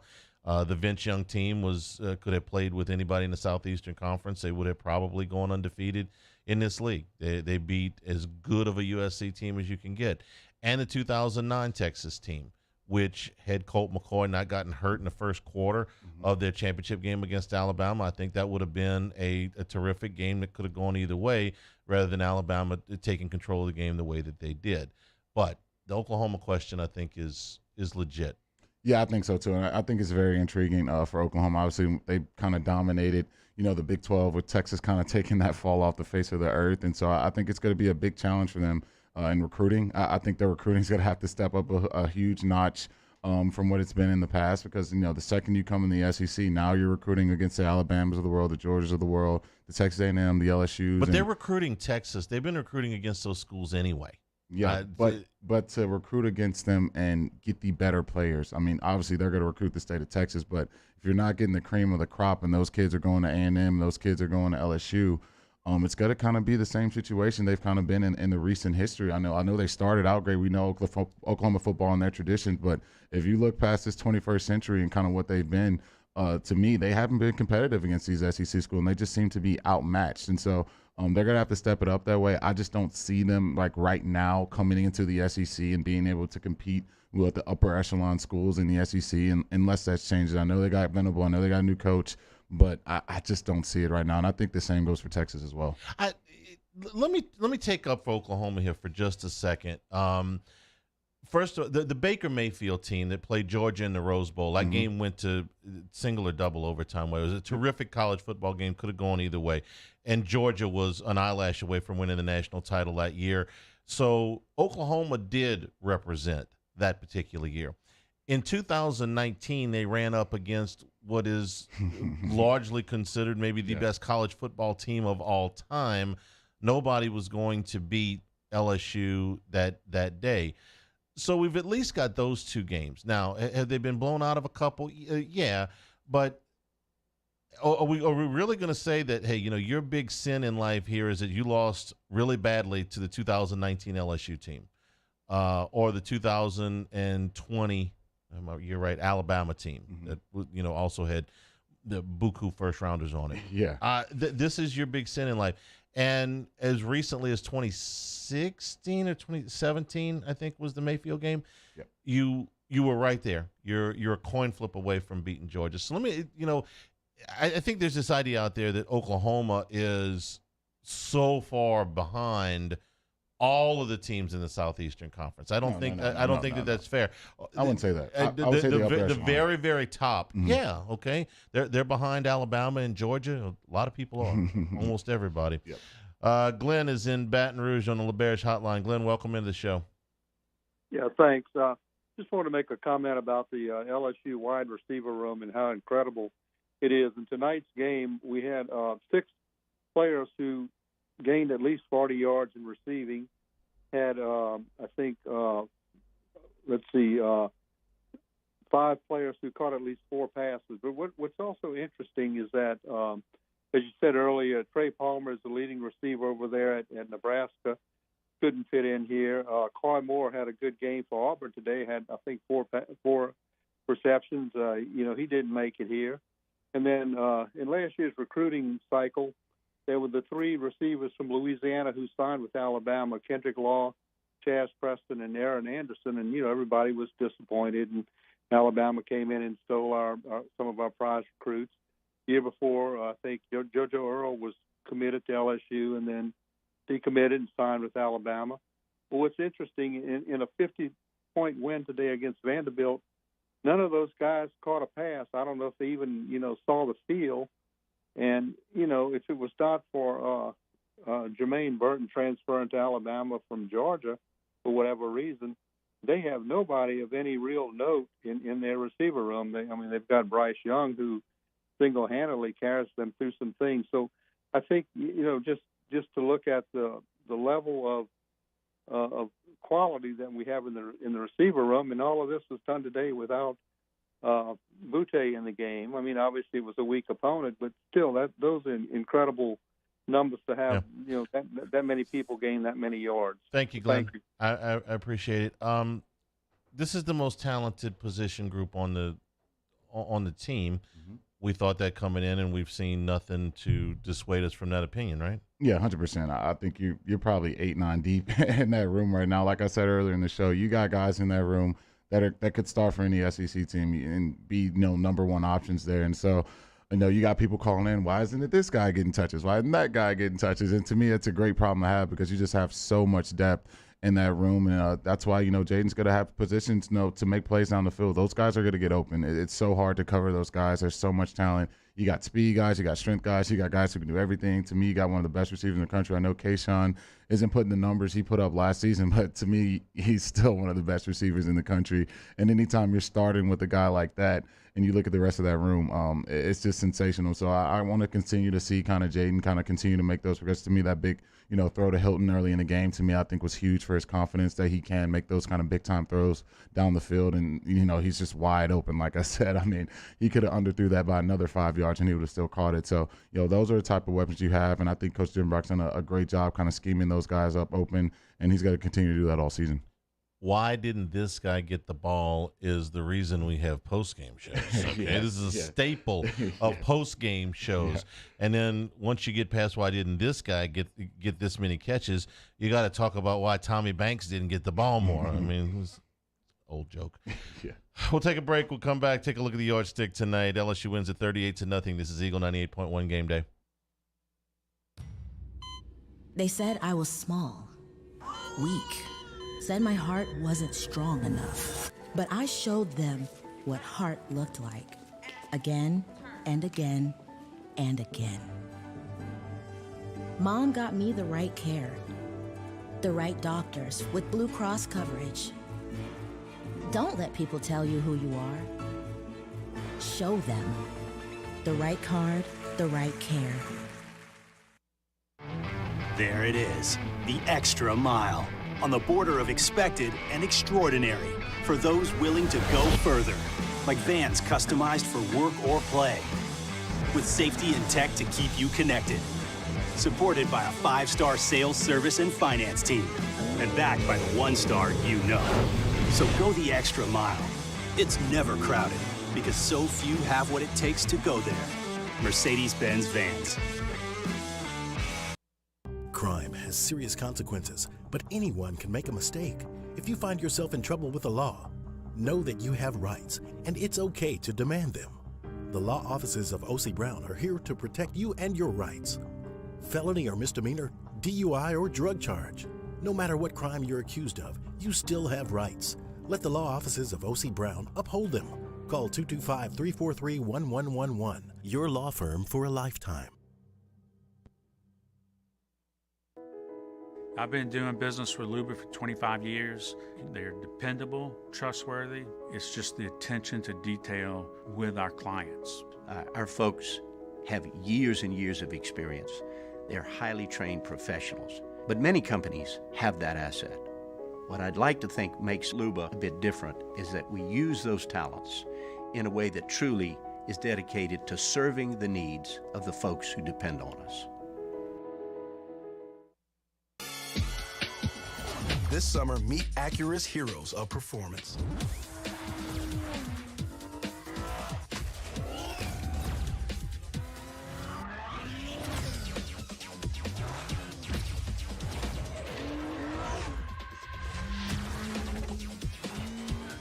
Only available at the Acura Summer of Performance. This summer, visit your local Acura dealer for attractive offers on the MDX. Gulf Coast Office Products is a nationally recognized Savin office equipment dealer based right here in Louisiana. Over 100 employees strong, Gulf Coast has the boots on the ground to support all vertical markets from education, engineering, legal, and finance. With the latest in office technology, from desktop to production segment units, Gulf Coast and Savin have the perfect fit for you. Call 225-756-2644. That's 756-2644 for Gulf Coast Office Products.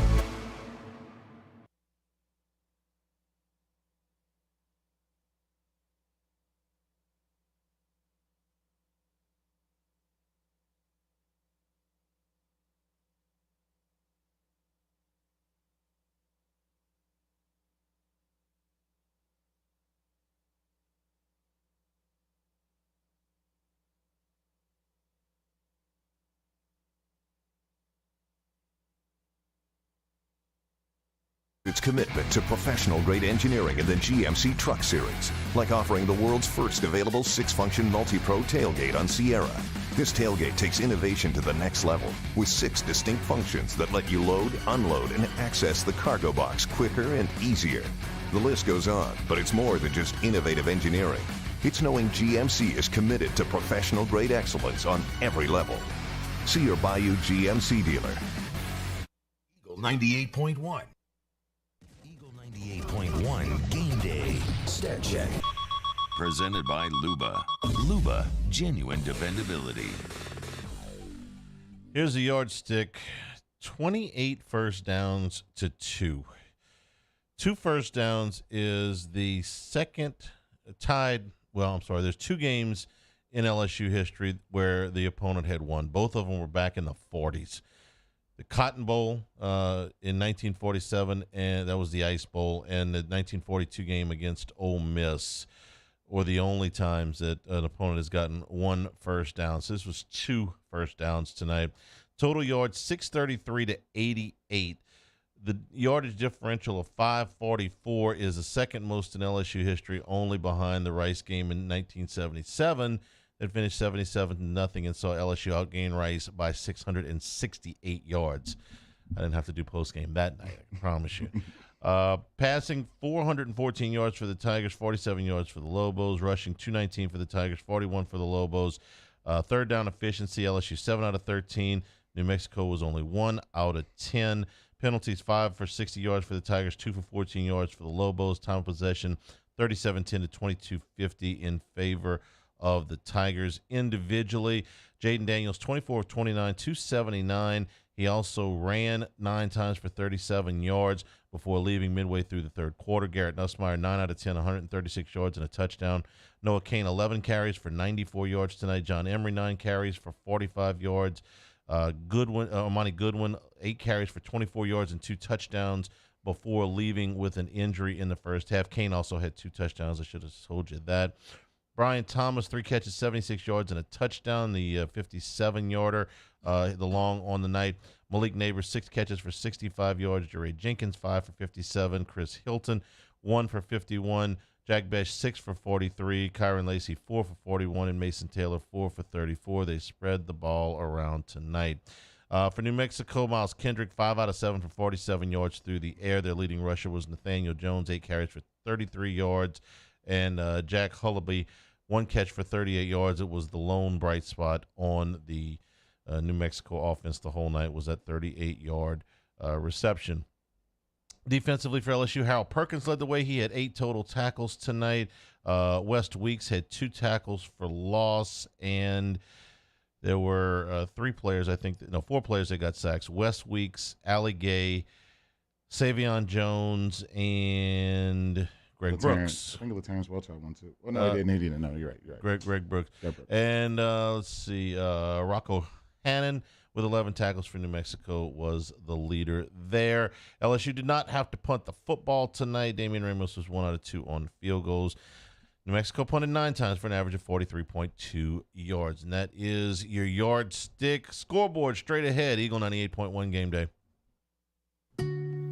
I am Juliet, daughter of Marguerite, granddaughter of Gabriel Piera.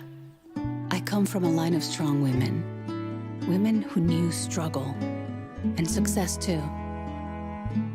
Still, I was scared by my breast cancer diagnosis, but I had Blue Cross coverage, which meant I got care from top doctors. I'm strong like my mother and her mother before her. The right card, the right care. At All-Star Toyota, you get it all. If you're in the market for an all-new Toyota vehicle, come see our friendly and knowledgeable sales team at All-Star Toyota. Located in Baton Rouge at the corner of Airline and Goodwood, we've been serving our community since 2005 by offering a large selection of new Toyota cars, trucks, and SUVs. Get behind the wheel of your dream car and take a test drive at All-Star Toyota today. Oh, hey, what's up? It's Big D and Bubba, 100.7 The Tiger Morning Show. We'd love for you to join us every weekday, 4 a.m. till 9 a.m. Yeah, everything you want in a show. Country music. We got laughs. We got celebrity in-studio guests. We just need you. Join us every weekday morning, 4 a.m. to 9 a.m., right where it all started. That's right. Louisiana's country station, 100.7 The Tiger. ServiceMaster Elite create clean, disinfected work environments. As a local business, we take pride in serving the New Orleans and Baton Rouge areas. Our cleaning protocols follow CDC and OSHA standards for healthcare settings, offices, senior living, restaurants, and industrial plants. Contact ServiceMaster Elite to get your operation ready for reopening with germ disinfection cleaning. ServiceMaster Elite, the trusted choice in professional cleaning since 1996. I've been doing business with Luba for 25 years. They're dependable, trustworthy. It's just the attention to detail with our clients. Our folks have years and years of experience. They're highly trained professionals. But many companies have that asset. What I'd like to think makes Luba a bit different is that we use those talents in a way that truly is dedicated to serving the needs of the folks who depend on us. It's no secret. The best oysters in Baton Rouge are at Jolie Pearl Oyster Bar. Enjoy mouth-watering South Louisiana flavor and oysters from all over the country. And don't forget our nightly drink specials.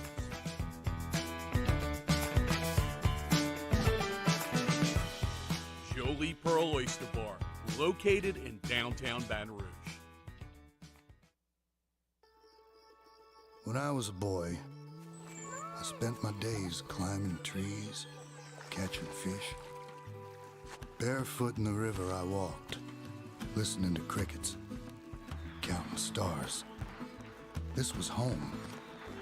After my stroke, I wondered if I'd make it back to the people and places I love. But I got the right doctors with Blue Cross coverage.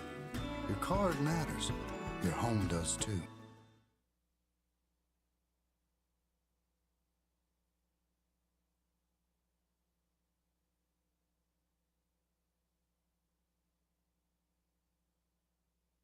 Sorry, I didn't. Representative. Ugh.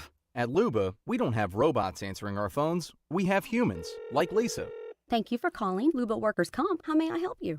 Answering your call is just the first of many ways we set ourselves apart. Visit LUBAWC.com to experience the Luba difference. 98.1. The Robinson Brothers Ford Lincoln College Football Scoreboard. Robinson Brothers Ford Lincoln, on airline under the giant American flag. We got a few games still in progress in Tempe. Number 13, Utah rolling over Arizona State. It's 34-6. They're inside of 3 minutes in Arizona State's first game since they let Herm Edwards go. It'll be a long rest of the season. Number 19, BYU leading Wyoming 35-17. 5.5 minutes to go there. And number 18, Washington, going to be moving up again. They lead Stanford 40-15. With about 7.5 minutes to go here. Michael Penix is playing well again. He's thrown for over 300 yards and a couple of touchdowns. Look at Washington's schedule. They're going to get to November undefeated unless they really, really screw up. If they lose before November, they don't play SC, they don't play Utah. They do have to go to Oregon, but Washington very easily could be in the playoff discussion when we're preparing Thanksgiving dinner. So just keep an eye on them. Number 1, Georgia beat Kent State 39-22. Wasn't without its struggles today. Kent State never quite went away, though they were never in a position to say they had a chance to win the game. Stetson Bennett threw his first interception of the year for Georgia. Number 2, Alabama beat Vandy 55-3. Bryce Young 4 touchdown passes. Number 3, Ohio State beat Wisconsin 52-21. C.J. Stroud threw 5 touchdown passes for Ohio State. It's 17, I think, in a row. 17 or 18 in a row for Ohio State over Wisconsin, who has got, I think, in that same time period, the second or third best record in the Big Ten. There's that big of a gap. Number 4, Michigan beat Maryland today 34-27. J.J. McCarthy threw a couple of touchdown passes, but the big part of this ball game was when Talia Tagovailoa missed time in the middle of the game. He was injured, missed at least 2, maybe 3 drives, and Michigan kind of got a little bit of a lead. Maryland, he came back in the fourth quarter. He led 2 touchdown drives, but Michigan survives 34-27. Speaking of surviving, number 5, Clemson needed 2 overtimes to beat number 21, Wake Forest, 51-45. DJ Ugalele threw 5 touchdown passes for Clemson. Number 6, Oklahoma falls for the first time. Kansas State got them 41-34. Number 7, USC struggled but survived in what is likely their last ever trip to Corvallis, 17-14. A very quiet night for Caleb Williams. The Beavers did a good job on him. He only threw for 189 yards and a touchdown. Number 8, Kentucky goes to 4-0. They beat Northern Illinois 31-23. Will Levis 4 touchdown passes. Number 23, Texas A&M beat number 10, Arkansas 23-21. Key play in this ball game, 3 minutes and change to go in the first half.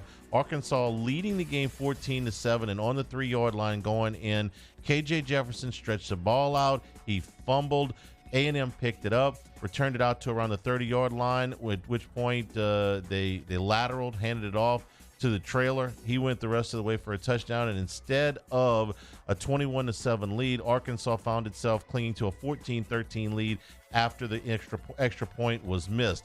Last play of from scrimmage for Arkansas, the field goal try from 42 yards hit off the top of the goalpost.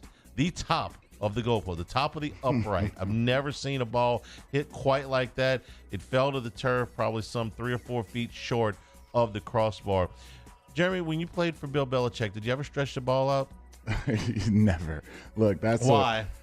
because it's not worth getting a touchback and costing your team a turnover. It's just not worth it. If you're not good enough to That's get the not ball. what you told me before the show. You said you don't do that in New England. Why? Because they'll cut you. Yeah, oh yeah. Well, that's number one. You'll get cut for one, and no one wants to get cut. But yeah, it's just not worth it. And if your football team isn't good enough to get the ball in from the one time, you got bigger problems than you think. Would have been first down and goal. Number 11, Tennessee beat number 23, Florida, 38-33. They played without Cedric Tillman today.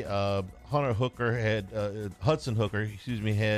Hendon Hooker had 112 yards on the ground and 3 touchdowns through the air. Number 12, NC State beat UConn 41-10. Number 14, Penn State beat Central Michigan 33-14. It was number 16, Oregon, with a wild finish up in Pullman. They beat Washington State 44-41. They got a late touchdown, and they got a pick six. Washington State hit a Hail Mary to the one. They scored on the last play of the game, but it was just short, 44-41. Number 16, Ole Miss beat Tulsa 35-27. Jackson Dart threw a couple of touchdown passes, but only had 154 yards in the air for Ole Miss. Number 17, Baylor beat Iowa State 31-24. Texas Tech beat Texas 37-34 in overtime, and what's likely the Longhorns' last trip ever to Lubbock. Bijan Robinson on the first play of the overtime fumbled, so all Texas Tech needed was a field goal to win it. Number 24, Pitt beat Rhode Island 45-24. Number 25, Miami fell today to Middle Tennessee 45-31. And I got to tell you, this wasn't close. MTSU led 17-3 at the end of the first quarter. They led this thing wire to wire. They racked up right at, in fact, it was a little over 500 yards worth of total offense. This was not a fluke. The Raiders went up there and they put it on Miami. Yeah, that was look. That ruined a lot of parlays today. I can tell you that, and I think you talk about those emotional games, and Miami getting up for a big time road game against A&M, and then you're like, okay, we'll lost that one, but we'll roll through this game, and you didn't roll through that game. That was a big time performance by Middle Tennessee. Definitely shocked me. I thought Cristobal had that thing, kind of rolling. They had some momentum, not so much. The last 2 weeks have been really rough on them. Yep. Auburn beats Missouri in overtime 17-14. Missouri missed a field goal inside 25 yards on the last play of regulation. Auburn got a field goal to open the overtime. Missouri was going in, would have had at worst a first and goal inside the 5. Running back, probably at about the 2, my best guess. Running back stretches the ball out, which you don't do in Arlington, and you don't do in Auburn, and you don't do in New England. No. Fumbled into the end zone, touchback, and the Auburn Tigers survive. LSU will be at Jordan-Hare next week. Mississippi State beat Bowling Green 45-14. Better week for Will Rogers. He threw 6 touchdown passes against Bowling Green. TCU goes to 3-0. They beat SMU 42-34. Kansas goes to 4-0. They beat Duke 35-27. Jalen Daniels threw for 324 yards and 4 touchdowns. He ran for 83 yards in a score. He had as many touchdown passes as he had incompletions today. Louisville spanked South Florida 41-3. Buffalo over Eastern Michigan 50-31. UCLA beat Colorado 45-17. It was Temple over UMass 28-zip. Ohio beat Fordham 59-52. Notre Dame evens their record at 2-2. They beat North Carolina 45-32. Derek May, the new starting quarterback, threw 5 touchdown passes for Derek May for North Carolina threw 5 touchdown passes. New quarterback for Notre Dame, Pine, had 3 touchdown passes and just under 300 yards passing himself. Thought North Carolina was a little bit fortunate to be 3-0. That came to a halt today. Minnesota goes to 4-0. They beat Michigan State 34-7. That's back-to-back bad beatings for Michigan State after getting beat up at Washington last week. Cincinnati beat Indiana 45-24. James Madison beat Appalachian State 32-28. App State got up 28-3 in this game, and I guess they finally, after all of the adrenaline rush, they've been on a 4-week adrenaline rush, right? Yeah. Up 28-3, and I didn't see this game, but they must have finally ran out of steam. Yeah, look, let's talk about some emotional roller coasters for them. You think you're about to lose a game, then you somehow catch a Hail Mary. You go up to College Station, you get a big-time win against a ranked opponent, and it's hard to fly high like that, man. Sometimes you start sipping your own Kool-Aid, smelling yourself a little bit and feeling yourself. And at 28-3, I would imagine. Yeah, it's hard. It's hard, man. And you're talking about dealing with a lot of 18, 19, 20-year-old kids, and it's really hard to sustain that, man. So, yeah, you see why you go out there and play the games. It's really hard to, project that out for a full 12 games. They've been the most entertaining team in the country through the first 4 weeks. San Diego State beat Toledo 17-14. Western Kentucky shut out Florida International 73-0. Memphis beat North Texas 44-34. UTSA over Texas Southern 52-24. UCF beat Georgia Tech 27-10. Sacramento State over Colorado State 41-10. Cal beat Arizona 49-31. Bears are 3-1. Liberty beat Akron 21-12. Navy over East Carolina 23-20. That was in 2 overtimes. Georgia Southern beat Ball State 34-23. Old Dominion beat Arkansas State 29-26. It was Houston over Rice 34-27. Iowa beat Rutgers 27-10. And yes, that game did crawl over the total. Southern Miss handed Tulane their first loss of the season, 27-24. UNLV over Utah State, 34-24. Texas State over Houston Christian, 34-0. Troy beat Marshall, 16-7. South Alabama over Louisiana Tech, 38-14.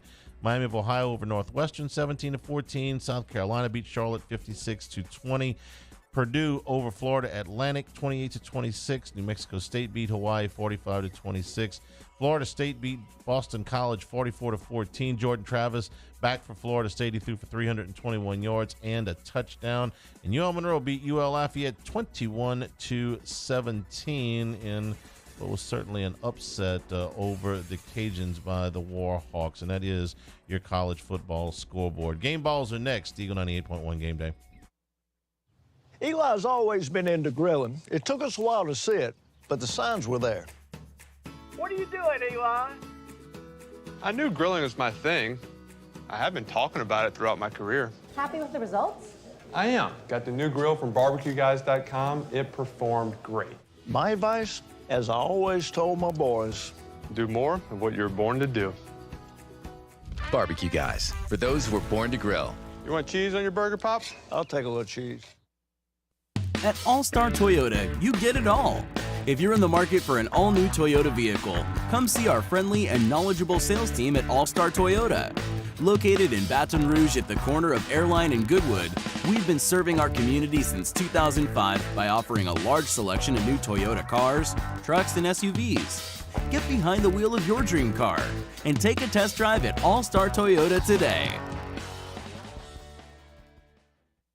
Crime has serious consequences, but anyone can make a mistake. If you find yourself in trouble with the law, know that you have rights, and it's okay to demand them. The law offices of O.C. Brown are here to protect you and your rights. Felony or misdemeanor, DUI or drug charge. No matter what crime you're accused of, you still have rights. Let the law offices of O.C. Brown uphold them. Call 225-343-1111. Your law firm for a lifetime. There it is, the extra mile, on the border of expected and extraordinary for those willing to go further, like vans customized for work or play, with safety and tech to keep you connected, supported by a 5-star sales, service, and finance team, and backed by the 1-star you know. So go the extra mile. It's never crowded, because so few have what it takes to go there. Mercedes-Benz Vans.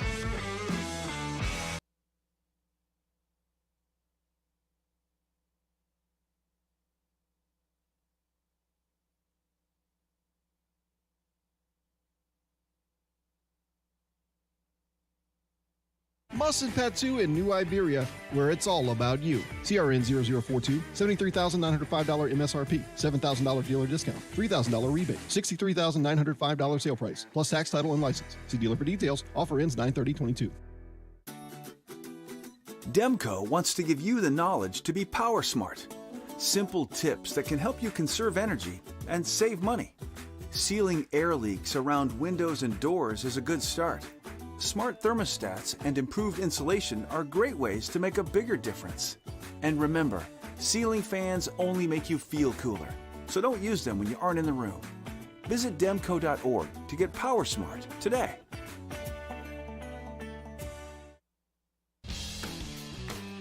Why call two men in a truck? If you're like most people, you're moving and you work hard. You've got lots of stuff and no time to move it. You need pros, trained, professional moving experts to do the heavy lifting for you. A team who will work hard and get the job done right. People who care about your things as much as you do. Time is of the essence, and you want it done fast. That's why you call Two Men in a Truck, the movers who care. Visit twomeninatruck.com today and get moving. 2 men in a truck. GMC continues its commitment to professional-grade engineering in the 3 larger-than-life SUVs from GMC, like the GMC Yukon, taking luxury to the next level. Yukon signals a first-class driving experience before you even take the wheel, with an available 420-horsepower engine and plenty of driver-oriented features. The list goes on, but it's more than just innovative engineering. It's knowing GMC is committed to professional-grade excellence on every level. See your Bayou GMC dealer. Eagle 98.1. Eagle 98.1 Game Day. Game Balls. Presented by WCK Foundation Repair. Support your home team. WCK Foundation Repair. All right, you're first. Yep, I'm going to go game ball to Noah Kane. I thought, him not playing last week, not getting many carries, it's easy to sulk and easy to, kind of be in your feelings and not really be the guy that, you came to LSU to be. But, I thought today, even though it was against New Mexico, I thought he ran, extremely hard. And that touchdown run, it was a violent run. You stiff arm a safety, you make your way to the end zone, and you run that way. That's how you get more carries. That's how you earn more favor with the coaches. And so I'm definitely going to give a game ball to Noah Kane and give a game ball to Harold Perkins, man. All that kid does is make plays. He just finds his way in the backfield all the time. When he's out there, he's out there. You don't have to look for him. It's like, did Harold Perkins play? No, he's going to pop on your screen. You're going to see him do something special week in and week out. And so my 2 game balls, I'm going to give one to Noah Kane. I'm going to give one to Harold Perkins.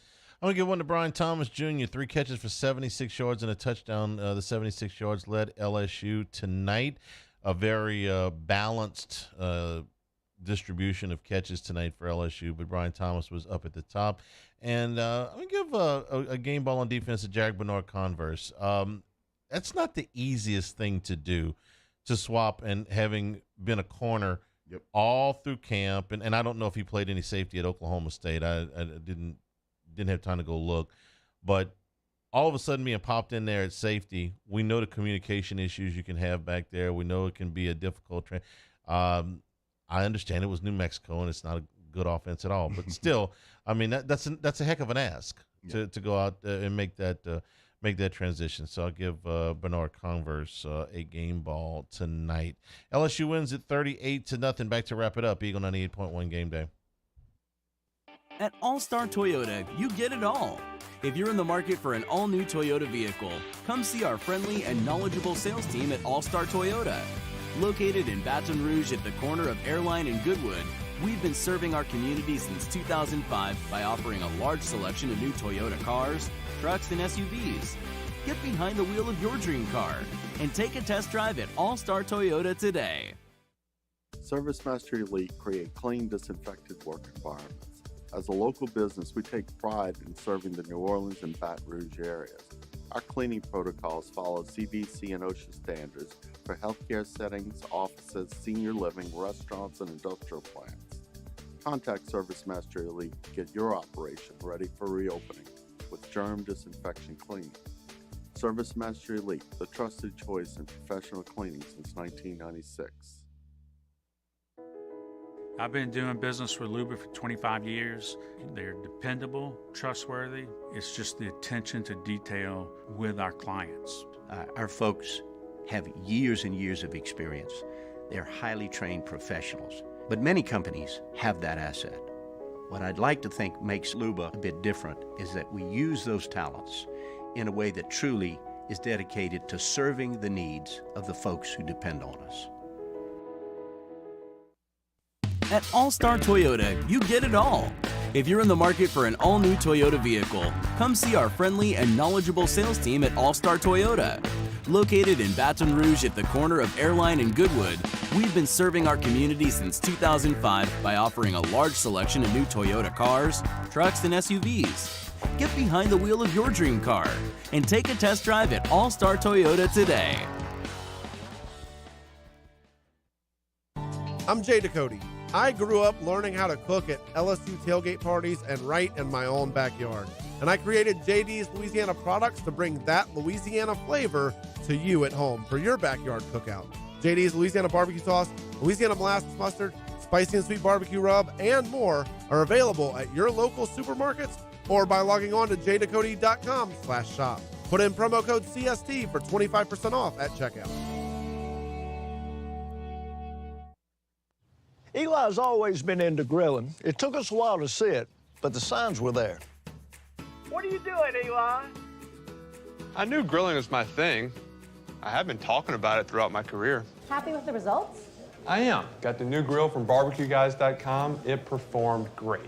My advice, as I always told my boys, do more of what you're born to do. Barbecue Guys, for those who were born to grill. You want cheese on your burger, Pops? I'll take a little cheese. It's no secret. The best oysters in Baton Rouge are at Jolie Pearl Oyster Bar. Enjoy mouth-watering South Louisiana flavor and oysters from all over the country. And don't forget our nightly drink specials.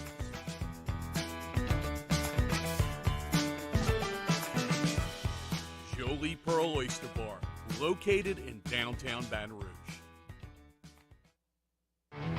There it is, the extra mile, on the border of expected and extraordinary for those willing to go further, like vans customized for work or play, with safety and tech to keep you connected, supported by a 5-star sales, service, and finance team, and backed by the 1-star you know. So go the extra mile. It's never crowded, because so few have what it takes to go there. Mercedes-Benz Vans. Eagle 98.1.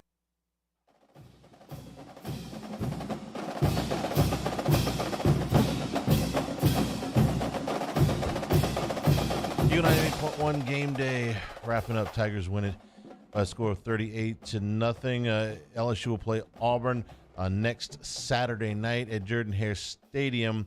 And we'll kick our week off with Brian Kelly press conference as a part of our regular ESPN programming on Monday. Tomorrow morning on ESPN, Jimmy has football Sunday from 10 until noon up from the Magnolia Bluffs in Jackson and, in Natchez, Mississippi.